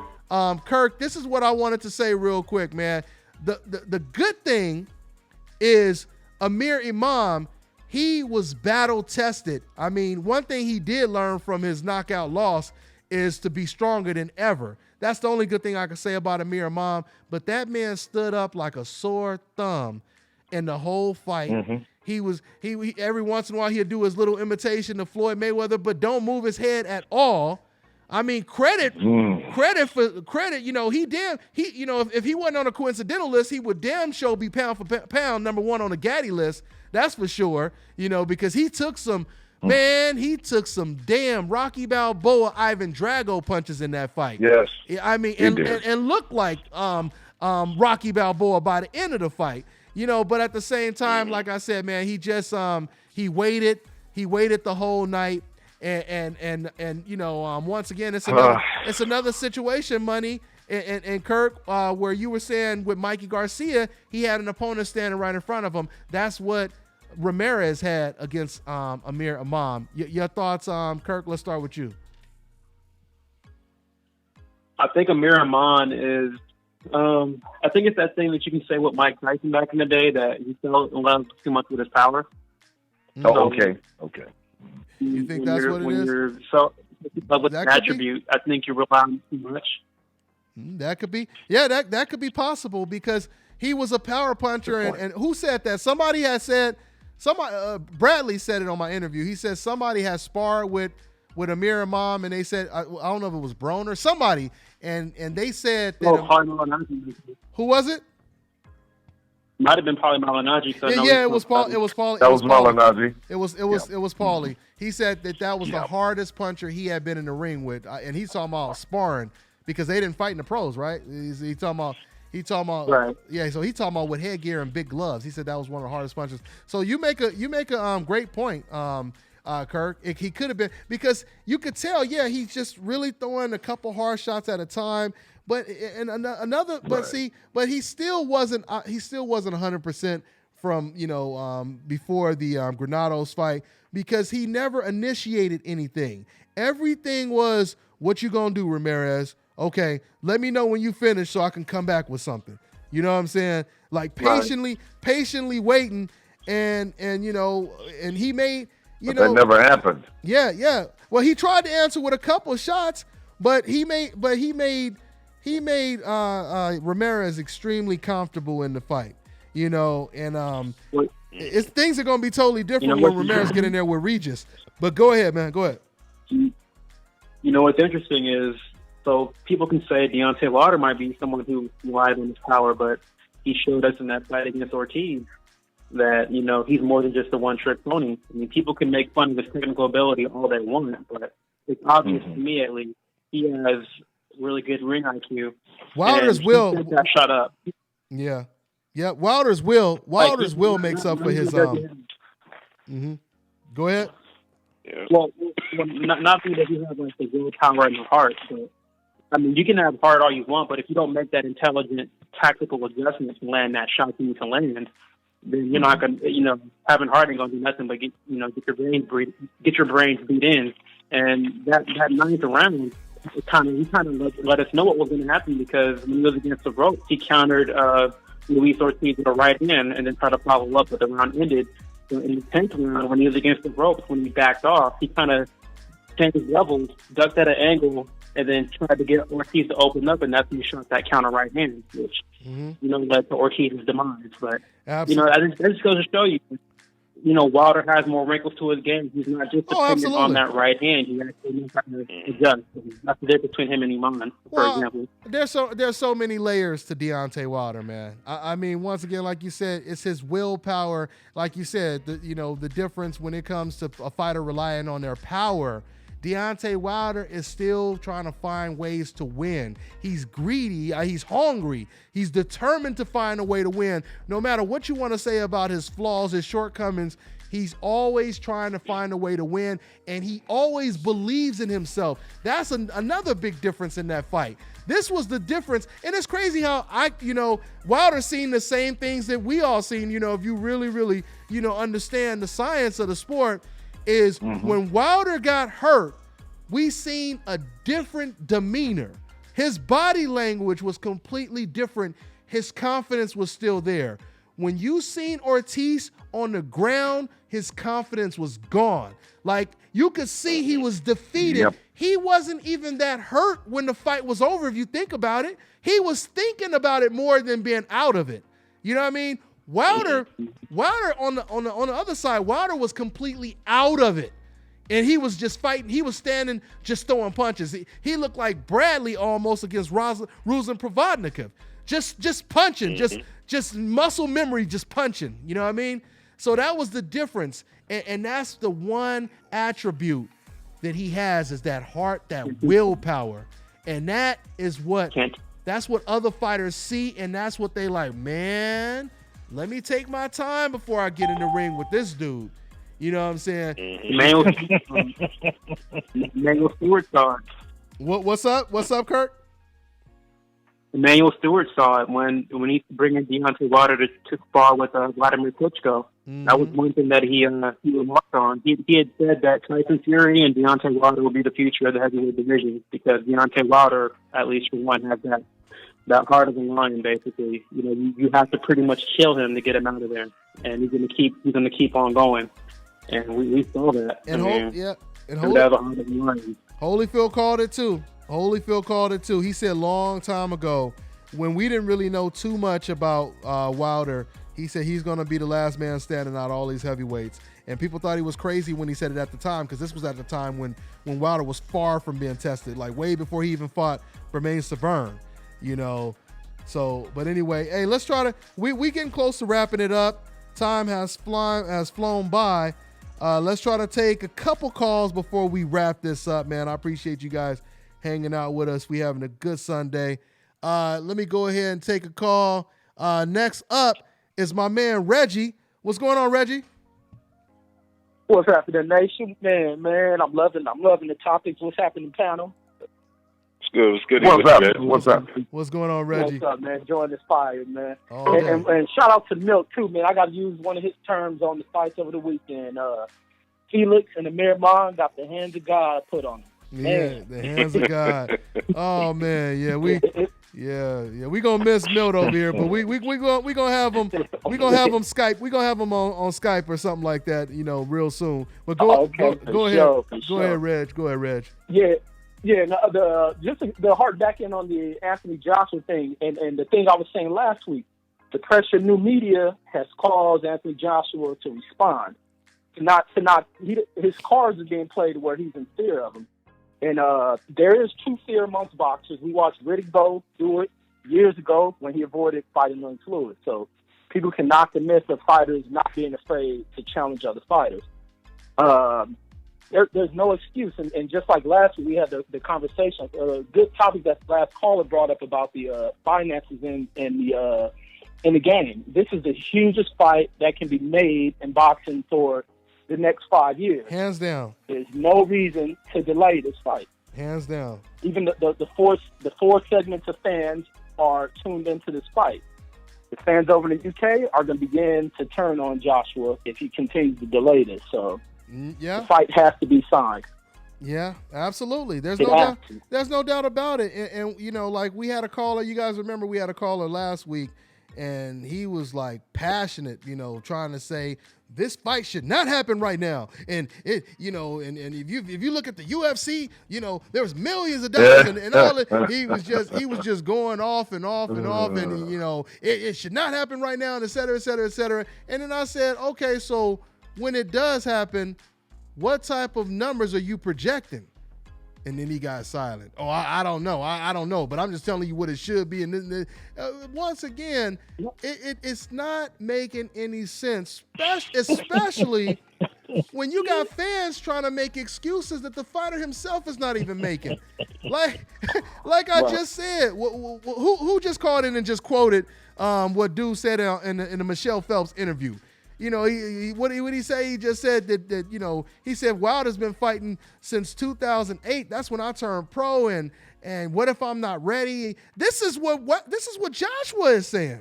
You know what I'm saying? He's not talking about no damn percentages. And why, as a fan, would you care anything about that? That's like, would you ever say we shouldn't have the Super Bowl this season? We should have it in 3 more seasons, because do you know how much money the owner of the Patriots can, or this team and that team? Why would you care about that? What kind of football fan are you where you don't want to see the Super Bowl for 3 years? because you don't believe it makes dollars and cents. You know damn well that the money is there. The money is there. You got to realize the division this is. We're talking about the heavyweight division. Yeah. Heavyweights could fight 3-4 times and don't lose its luster. Mm-hmm. Absolutely. We're talking about it's a small division. You know, we watch Bo and Holyfield fight 3 times. Neither one of those fights was a shortage of money. Yeah, because it's the division. Of course, we watch Ali and Frazier.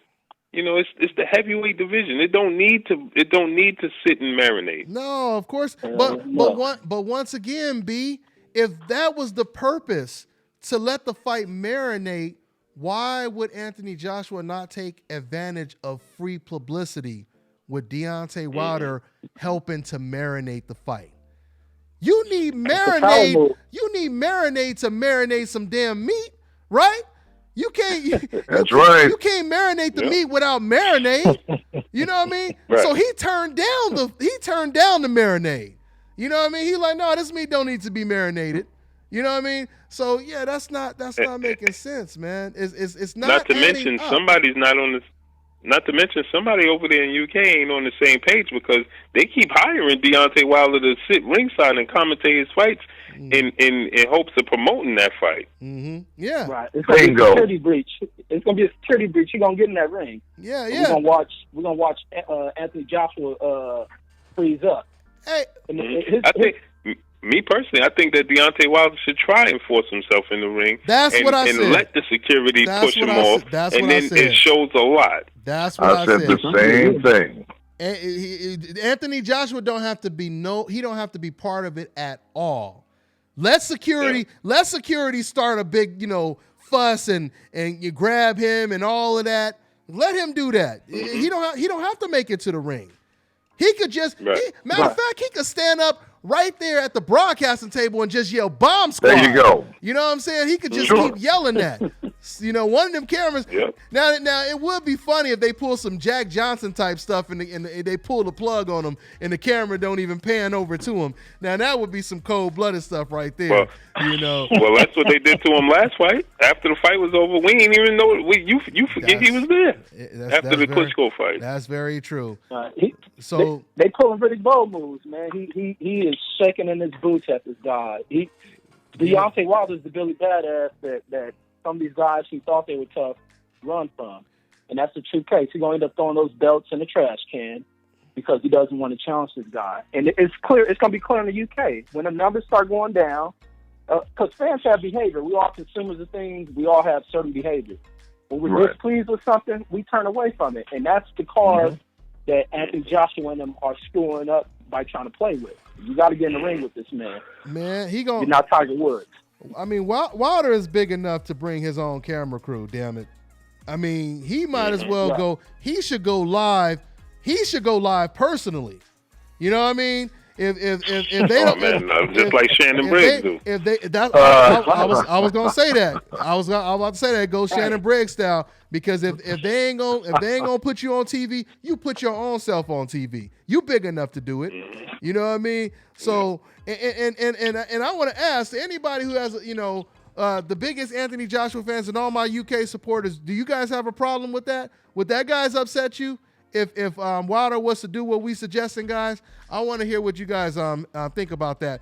But once again, we winding down. Reggie, I'm gonna let you go and try to take another call before I get up out of here. All right, fam? Oh yes, indeed. And also shout out to all you fighters who come on this platform, any new media platforms. Market yourselves. Get your asses on these programs. Preach. Stop playing with yourselves. Preach. Yes, sir. Yes, indeed. Man, man, all right, all great, day. Great talking to everybody, man. All right. Good Take stuff, it easy. good stuff as always, right. Reggie. I'm in the comment sections. I'm tuning in. All right, Reggie. Man. All right, for sure, man. Hey, you know what, fellas, man? You know what I would like to see? I would like to see Wilder go over there a little bit early and show up to the weigh-in and everything. Yeah, that's a great idea. That's a great idea. That's an excellent idea. Because he did not say that's a good one. The whole week, the press conference, even the media workout. Muhammad Ali style. Show up at the training camp. The media workout. That's right. You know. He don't even have to. But see, the thing is, he doesn't have to be confrontational. What you say, Kurt? Whatever you eat, I eat. Yeah. On that Shannon Briggs. On that Shannon Briggs for real, huh, Kirk? Whatever you eat, I eat. He's the best coach I've ever seen in my life, man. Hey, that boy was out. He was out on the waves, man. He was knocking this boy off his surfing board. That shit was hilarious. He was out there on the surfboard. Oh man, that was make him fall. He said, "Make him fall." That was out of a Hollywood movie. Oh, if you would have seen that in the movie, you'd be like, "Oh, that's some fake stuff." Wouldn't nobody ever do nothing like that. That was out of a straight what did he say on the Bruce Lee movie? Man, you come straight out of a comic book. Woo, man. That was hilarious. That shit was hilarious. Oh my goodness. But yeah, he could just show up. He could just show up at the media workout. He ain't gotta. It don't have to be confrontational. He could just be. He could be all the way on the other side of the room. Oh, even if they tell him to get out. You know what I'm saying? Boy, we promoting the hell out of this, boy. We giving them too many damn good ideas. Dante, boy. man, you got Dante, man, you need to get Deontay on the show, man. You know what? At least a week before. You know what? We gonna make that a mission. We done had him on the show before. You know, we long time ago. You know, so yeah, we gonna. So Wilder, you know, we gonna try to get you on. I still got his number, you know, but now you know he got assistants and managers. I used to be able to call him direct, you know, but you know how that go. So, but anyway, but shouts out to the Bronze Bomber. You see, we over here trying to help you get what you want, you know, which is just to get in the ring and prove, you know, how good you are and that you the best in the world. And, you know, hopefully Anthony Joshua. And once again, you know, I want to emphasize when I say this, just because we want to see the fight, how can that possibly mean we're an enemy towards Anthony Joshua? Do you guys realize how that sounds? That's like you saying, "Oh yeah, you just want that man to fall in the ocean and get ate by Jaws, don't you? You just a hater. You just want to see him die, don't you? You guys don't be realizing how you guys be sounding when you say, "Oh, you want to see Keith Thurman get in the ring with Errol Spence. You just a hater. You just hate Keith Thurman. You want to see Joshua get in there with Wilder. Why you hate that man so much? What did he do to you for you to want to see him get in there with Wilder? He ain't never did nothing to you. You know what I'm saying? These fans, they don't realize. This shit is chess. It's not those checkers, Jedi mind tricks are not working. Yeah, man. It's hilarious. It's hilarious. But here, you know what? Let's try to take one more call. I tried to get to as many as I could, man. But let's take one more, and we're gonna go ahead and wrap it up and give closing thoughts. We got 309. What's going on? What's your name? Where you calling from, man? 309, you there? Yeah, I'm here. What's up, Dante? Okay. What's going on, family? What's your name? Where you calling from, man? Oh man, my name Marcus McDonald, man. I'm calling from Illinois. How y'all doing? All Money right. Power. Hey, what's up? You said What's Illinois, right? How's everything? Okay. What's going on, man? Everything is good, man. No doubt. What's on your mind, man? I'm a long time follower, man. Dang. Long time subscriber. Big up to what y'all doing, man. I respect you and Money Power. Y'all good fathers. But thanks a lot, man. No doubt. Thank you. No doubt. You know what, man? I'm gonna tell you something, man. This move, AJ pulling, telling Deontay Wilder he can't get in the ring, man. That's some BS right there, man. Beats. You know, we talking about the heavyweight division. We talking about fans all around the world. We want to see this fight. You know, he like one of your subscribers said, man. That's a witness protection program, man. That's he's sending out. That was somebody. Crazy, that was somebody in the super chat section that said that. But yeah, man. Good looking. Yeah, man.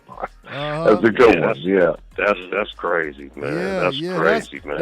That's as deep. And you know what? Since you just said that, since he did show love, I just want to get a shout out the dude who said that. If I could find the comment. Oh, yeah. Once again, shout out to my man Myron Dinner to show love, donated, and he's in that super chat section. Yeah, man. He said Joshua doesn't want to give. Yeah. Oh, no, I said it also in the comment section. Yeah, about the and real quick, bro. Restraining order. Real quick, yeah, Oh, you did too. Huh? Okay, real quick. Let me shout out before we wrap this up. I want to make sure I shout out everybody because they the most important cats pushing this tank. Helping us move. Shout out to my man Chris Price showing that love in the super chat section. What'd he say? He said, I'm reading what cats are saying in the comment section, the super chat section. He said, I've never heard a boxer say anything like that or like what Josh was saying. He never would have survived the heavyweight division in the 90s with guys like Briggs, etc. LOL. And then I guess it's Durrell. I guess his name Durrell Carpenter. He says, I'm reading it. He says, Ass Juice needs to face the man. Hashtag DBN. Hashtag LDBC.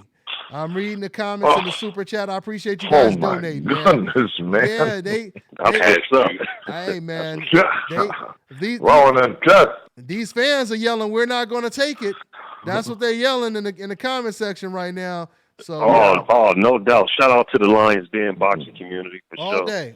They put in their good work too. All day. Yes, sir. LDBC. I really didn't man. have a question, Deontay, but I just wanted to let y'all know, man, keep up the good work, man, and everybody anxious. That's what we want, man. The heavyweight division been sour, man, for years, but now, man, it's going down like a plane crash, like you say, Deontay. All day, we want to see that fight, baby. man. You know what? Y'all are right. Deontay need to go out there with his crew, film everything, go out there for the weigh-in, be present at the fight, make his presence felt. Yeah. You know what I'm saying? Absolutely, man. AJ, man, you know what? I'm a boxing fan. I respect all fighters, but I lost a lot of respect for AJ with what he said about not letting him get in the ring. That leaves a bad taste in the mouth does. Us fighting fans, man. It really does. It really does, man. It really, really does. That's not a good look. It's not a good look. He's coming off the soft, man. Like I call him Apple Jacks, man. Dude, he's weak, man. He's soft for that. As tall as he is, as big as he is, you know, he didn't have no problems letting Klitschko get in the ring. You saw Tyson Fury got in the ring with Wilder. He coming off this week, man. Everybody listening and watching, man. This ain't a good look, man. Bro, this has been done. No, it's not. It's not. Until what you just said, he ain't have no issues with getting in and going back and forth with Dylan White either. No, yeah, Dylan White, you're right. Yeah, they really talked it up. They really talked it up. Excellent point. Yeah, man. I mean, once again, this has been done since the inception.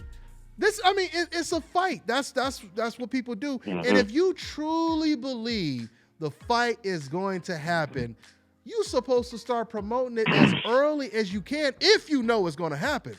Now, if you think there's a possibility you may not fight him, then I understand that. But once again, psychologically, because a lot of this stuff is mental. And once again, if he plants that seed, and that's the concern. That can be the only concern. If Wilder jumps in the ring, the whole UK, the whole boxing world watches that. It plants the seed in everyone's head, and that puts more pressure on Anthony Joshua to take the fight. Then it makes it more difficult for him to explain why this man just jumped in the ring, called you out, and he's another undefeated heavyweight champion, and you explaining to the public why you're not fighting him next. It makes it more difficult to explain that if he gets in the ring and does that. This is what happened with Lara and Canelo. That's the only reason Lara got the fight, is because he jumped on that ring after Canelo's post-fight press conference. Because Canelo had Mexican fans, and Canelo does have a lot of Mexican pride. Canelo had Mexican fans straight from Mexico saying, "Why are you not fighting this Cuban guy? This Cuban guy has called you out, blah, blah, blah." And Canelo went against... Great point. Yeah, he went against Oscar's orders. Oscar admitted he did not want that fight, which for good reason, because that's your cash cow. He didn't want that dangerous fight, and to this day, a lot of people believe Lara won the fight. But thanks to the judges on the panel, one of the judges had Canelo winning damn near 10 rounds to 2. You know what I mean? So Yeah, so yeah. Sounds like a card game. A card game. Yeah. They said they said I need you to judge. They said I need you to judge this fight in 6 months. He said, "Oh, it's already done." And he meant that literally. Already done. You know what I mean? Oh, it's already done. Say no more. You know what I mean? Can I mail it to you right now? You know. I don't even need to show up at the fight. You know, so yeah, Hey, and you know what, Dante? Also, another thing, another big problem, man. You know what? I know Eddie Hearn, the promoter. What? I'm gonna tell you something. Eddie Hearn, he got his hand all in AJ's pocket, man. He's telling him what to do, telling him what to say, telling him where to go, do this, do that. That's not a good look, man. You know, that's not a good look. I don't know, guys. I know we hear this, but I don't know how much of that I believe because I remember people would always say that about Oscar De La Hoya. They would say, "Oh no, it's not Canelo, it's Oscar De La Hoya." You know, they said this with Kell Brook. It wasn't Kell Brook. It was Eddie Hearn. But once again, I go back to the point I made earlier. Eddie Hearn. Before Anthony ever said before he ever mentioned Wilder's name, it was Eddie Hearn who came out, and I think that was after, I think it was after the Spilka fight. You guys correct me when Eddie Hearn came out and he said Joshua will knock out Wilder in 3 rounds. We will love that fight. And Joshua was like, "Well, I remember that. I remember that. What fight was that after? What fight was that after? You guys remember what fight that was after? Whenever it was, Anthony came out and it was a quick ass retraction. Like, whoa, Eddie, speak for yourself. I'm let me do this, baby. Let me do this, baby. I'm the one that got to get in the ring. You know, it's like those comedy jokes. It's like them comedy jokes. Yeah, he told Eddie to pump the brakes. It's like he told Eddie pump the brakes. Hey, it's like them comedy jokes. Ain't it like those comedy jokes we hear where, you hear the comedian here say, my girl over here, she whooping at these dudes like, my man will whoop your ass. Y'all better leave him alone. Y'all don't want to mess with him. And baby, calm down, baby. Just calm down. You know what I'm saying? Like, hey, y'all going about y'all business. We all right. What they say? Your girl writing the check, your ass can't cash? Can't cash. I'm telling you. That's when you use diplomacy then, it's okay. Once again, somebody just said, Deontay, are you a hater? And then one guy. There we go. My goodness. Once again, I want you guys to tell me what we said that was inaccurate, what we quoted that was misquoted, what we said that was taken out of context. I want you guys to call in. You see, they sit there in the comment section, but they will not call in, though. You know what I mean? Of course we get some guys that's kind of bold and they, they'll say some stuff, but I want the ones that's saying the real stuff. I want y'all to call in, but they won't do it because they know logically it doesn't add up. They know that what we they're gonna get found out. Yeah. They keyboard warriors, they get exposed real quick. Yeah.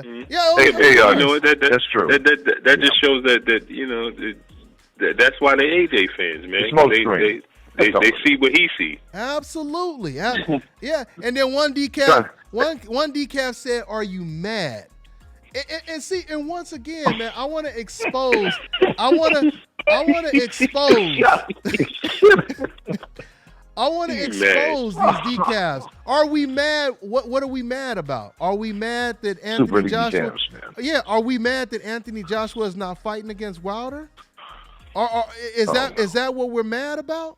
You know what I'm saying? So it's not making any sense. It's like, yeah, that's right. My guy is not going to fight Wilder and give him a chance. Are you mad about that, buddy? You know what I'm saying? Yeah, you're mad because he doesn't have a chance to prove he's the best. So aren't you mad about that? Go ahead, Money. Oh, okay. Now, I just want to feed off of everything that you just said. So let's start out with Eddie Hearn. Eddie Hearn said, what about Deontay Wilder fighting Ortiz again? It's high risk, no reward. Yeah. Eddie Hearn said this was a very dangerous fight. He knew this was. Okay, so they're sitting back and they're watching over in the UK. And all right, so Wilder goes out. It says wins in dramatic fashion. Now what does that say? Mm-hmm. It's like, dang, Yeah. he passed the test. Yeah. Now the pressure's really coming back on us now. Absolutely. We got to do something now. Absolutely. But did you They can only deflect for so long, though. They can only deflect for so long. Did y'all hear and see the interview that Eddie Hearn did? He said that, and he came out and said this. He said that Anthony Joshua came to him and said that he wanted to fight Dylan White again because he really enjoyed that fight. He really enjoyed the fight in itself and the fight outside of the ring, the sparring. You know. Wait. He really. Oh. Man, come on Yeah. now. Come on now. Yeah, this is real. What This is you real. what you talking about, Willis? That's what I'm gonna say about that right this there, is man. real. Hey, Yeah. hey, B, are you trying to tell me What? Are you trying to tell me that Anthony Joshua even suggested that he might fight Dylan White again before he fights Wilder? I mean, is that what you're saying? Did he implied or what? He absolutely did it. And then he said that, and it makes sense, right?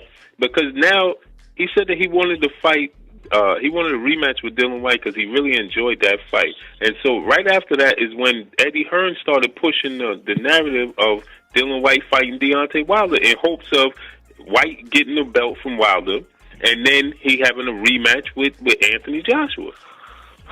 Oh my God! That makes sense.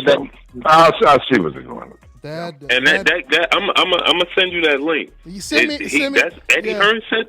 I sure will. Eddie Hearn said that that Anthony Joshua came to him personally and said that he would love to have a rematch with Dylan White. Wow! It came out of Eddie Hearn's mouth. You guys heard it. He's a clown for that shit. Blue Blood Sports TV reporting that one right there. That's what it is. Hey, let me shout out because these are the most important cats that provide and help me push this tank over here. If it wasn't for them, I wouldn't even be able to do these shows like this. So let me shout out the Super Chat Army section, the section that's donating to DBN, the Cali Enigma. He says, remember, AJ fans are like Kell Brook fans. What did Spence, they said, what did Spence Jr. fought? Wait, let me see. What did Spence Jr. fought to deserve a shot at Brook? So basically, you guys understand what he's saying. He said that this is the same thing they said when Errol Spence was calling out Kell Brook. They said, who did he fight? How does he deserve to fight against Kell Brook? Regardless of the fact he was a mandatory, you know what I mean? And he was a mandatory for quite some time. Since when do you have to jump through hula hoops when you're the mandatory to fight somebody? You know what I'm saying? So that doesn't add up at all. So the situation. But it's okay. It's okay. It's okay when you are a heavyweight champion over here. You only just got the belt off of the situation. All of a sudden now you're facing Anthony Joshua. Oh, there's no problem there. When he was not really the mandatory. Yeah. He was not the mandatory. Deontay Wilder hold the most important strap out of all the belts. Yeah, the first, the WBC, the original belt. Yeah, everybody should be chasing that strap. Yeah. He chasing them. Yeah, that's once, man. But man, sounds like Errol Spence to me. He's in the same boat with Errol. Say they name 5 times in the bathroom in the mirror. Boy, something bad might happen. I'm telling you. But once again, man, that like I said, you got Errol Spence. He couldn't. It was hard for him to get a fight when he was the mandatory. Now the man is a champion. You know what I'm saying? That's like you telling me your favorite amusement park to go to is Disneyland, and they mail you out free tickets, and you're like, I don't want to go no more. I don't want to see Mickey Mouse. I don't want to see none of them. You know what I'm saying? It don't make no damn sense. You say you in the sport. I'm just saying, if that is, you go. I don't know. So I can't speak for, certain fighters. But what we do know is that man is handing out Disneyland tickets. You know what I mean? So they might as well go ahead and get on that ride. But that's a dangerous ass ride. Hey, Deontay. I'm gonna, just for a quick second, man. I'm gonna play devil's advocate, okay? Oh, please. I'm one of those fighters, okay? I'm all right. So I'm playing one. All right. Now, here it is. You're Errol Spence. I'm just whoever out there. Mm-hmm. I am not willing to take a pay cut. Okay. I'm not willing to do that. And you saying against Errol Spence? So, against Errol Spence. But who? You're Errol Spence. I'm just, okay, let's just say I'm just some random fighter. Oh, when you say I pay could be cut. anyone in the top 10. When you, I'm sorry, I'm gonna let you go, but I just want to make sure I know what you're saying. When you say pay cut money, are you talking about if they lose to Errol Spence and then get thrown into the back of the line, and now you got to rebuild your name back up and your money? You talking about that kind of pay cut, right? I feel you. That kind of, yes. I feel you. I feel you when it comes to that. And if that's the case, I mean, you might as well just be realistic about it, because I completely agree with you in that sense. You know, but see, but money. One thing I will say is they riding with the best man in boxing, and that's Al Haymon. I'm pretty sure that Al Haymon, if you look at the history and you look at the pattern of these fighters, Adrian Broner lost to Sean Porter. Look at how many opportunities Adrian Broner's had. Look at how many $1 million checks Adrian Broner's got since he lost to Porter. Mikey Garcia. Now he's about to fight another main event against Jesse Vargas. He fought for a title against Oliver Diaz after he lost. I truly, that is true, though. Yeah, I truly believe. Now you would be right. Now that would make sense if you were with Top Rank, if you were with Golden Boy, because they would be like, look, this is the contract. If you lose, that's a stipulation on the contract. You know what I mean? If you lose twice, you know, you go into it, you ain't with Golden Boy no more. You ain't with Top Rank no more. You know, so the pressure, it's an enormous amount of pressure on winning and losing. But with Al Haymon, I truly believe Al is structuring the sport like, once again, there I say, the NFL, the NBA. You lose this week, we bringing you back next week like that loss never even happened. You know what I mean? And once again, and you just remind me, I meant to put the video up. I'm going to put it up. It's something interesting. I'm going to put the video up. But Angel Garcia was talking to my man Teofimo Lopez. Hopefully I said his name right. He's an undefeated prospect. And Angel Garcia, he was talking to him, and you know, Teofimo Lopez, he was just digging Angel's brain and basically, getting his advice and all that kind of stuff. And then, Angel was giving him advice and everything, him and his dad. And then he said at the end, he said, you with Al Haymon, right? And he said, no, I'm with Top Rank. He looked at him for a minute. He said, get with Al Haymon. And he just walked away. That's what Angel Garcia said. He said, you need to get away. He said, seriously. He said, you need to get with Al Haymon, man. You need to get with Al Haymon. You remember, and since we're talking about this, remember when everybody, of course, coincidental list, when Al Haymon was number one on the coincidental list, when he took Floyd Mayweather's spot, and he was pound for pound on that list about 2 years ago, when everybody was saying he was the cancer of the sport, and you had employees of Golden Boy sending emails calling him the Black Hitler, calling him the N-word. He was just taking it all, right? Al Haymon. And at this time, I remember they were even criticized. This is how bad it is when you're on a coincidental list. They was criticizing this man for paying his employees or his fighters too much. Can you believe that? Do you guys remember those? I know Blue Blood. I know Blue Blood remember. I know Kirk remember these articles. They had articles where people were criticizing Al Haymon for paying his fighters too much. I'm not going to mention this guy's name, but this guy has one of the biggest, one of the biggest channels or websites, out. Real big guy. I ain't going to mention his name, but we had a 3-hour conversation talking about all kind of stuff, and he was on some extreme decaf stuff, which I found out. I'm not going to mention his name. But this dude, he told me maybe they don't like Al Haymon because he pays his fighters too much. And he was just saying all kind of decaf stuff. And I was like, huh? And I remember Oscar De La Hoya came out, and you know what? I don't remember if it was Oscar or if it was so I don't quote me on this, but I don't remember if it was Oscar. It was one of them. It was Oscar or Bob, but one of them said he's paying his fighters too much money.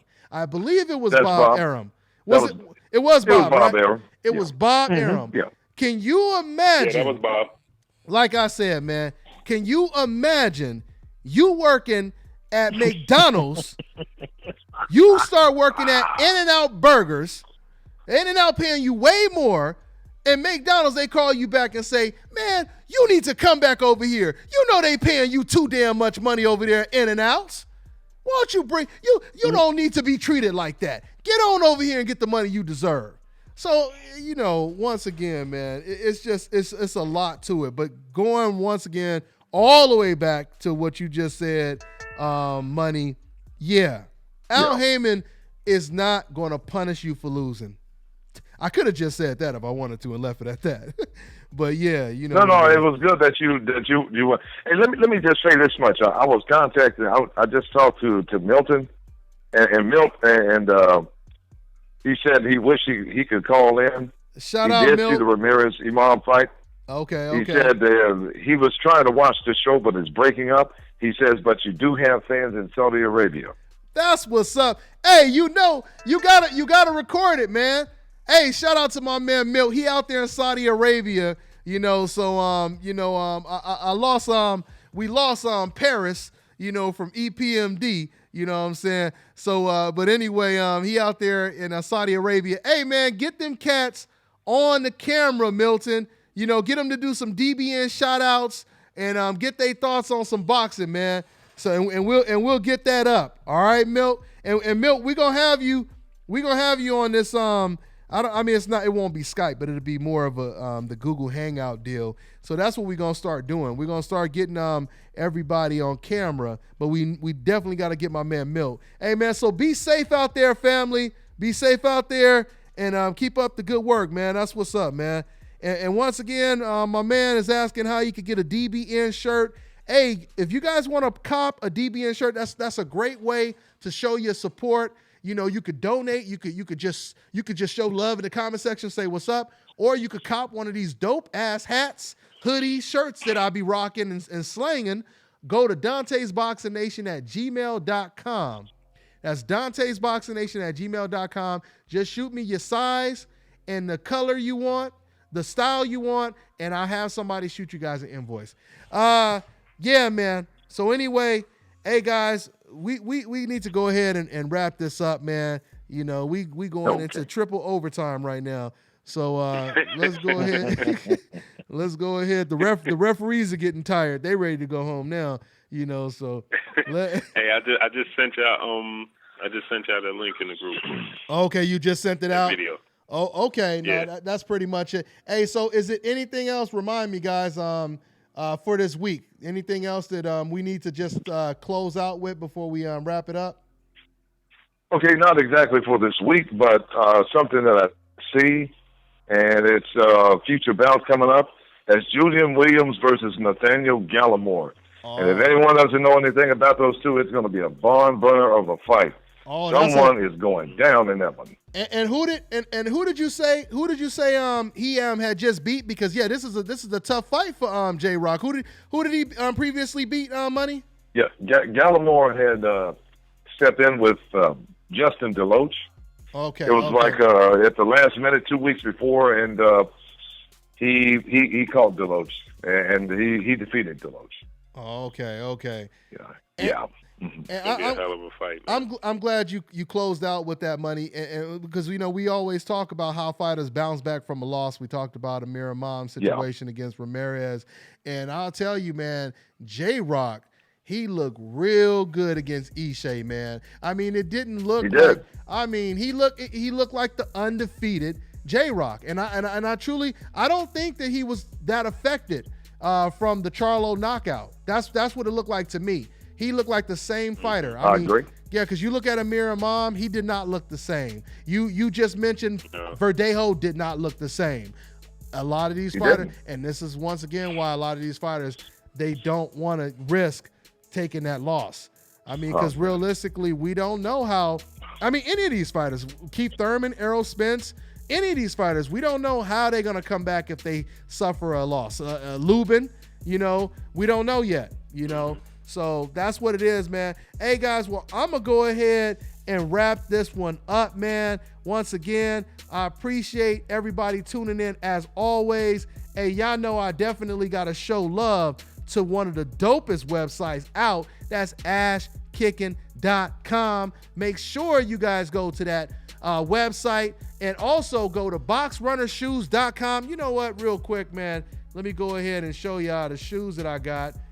Here, let me go ahead and pull these. I got them over here. I do a little cardio on these. These are the high tops. They're pretty high, as you can see. They have the low. They got the low tops too. They come in all different colors. These are comfortable. And if you're boxing, this is what these are mainly for you guys that's fighting right now, because instead of you switching shoes from road work shoes to sparring in the ring with these shoes, they're basically these are basically made for you to be able to spar in the ring, train in the ring, and do road work at the same time. You know, so that's what they are. Box Runner shoes. That's what it is, man. So let me go ahead and thank my special guest that was on the show earlier, Chicago's finest promoter, Bobby Fitz. He's out there. He talked about the documentary that he's in, and he mainly came on the show to talk about a prospect you guys are going to be hearing a lot about. I'm going to do a separate video on this kid. He's a multi-national champion. His name is Joseph Awanoga, and his trainer is his dad, who's a former fighter. He fought for Don King. I forget, was it James Toney he fought? He fought some big name. But yeah, he's been in the boxing world for quite some time. You guys are going to be hearing about these guys. So once again, for my panel, Kirk Jackson, my man Money Pal the third, my man Blue Blood Boxing Sports TV. Go ahead and subscribe to his YouTube channel. Y'all already know who I am. Y'all already know what it is, man. Hashtag Dante's Boxing Nation. Hashtag New Media. Hashtag Decaf Busters. Hashtag Dante's News Nation. Why you added hashtag DBN? Y'all know what it is, man. It's the nation, baby. Yep.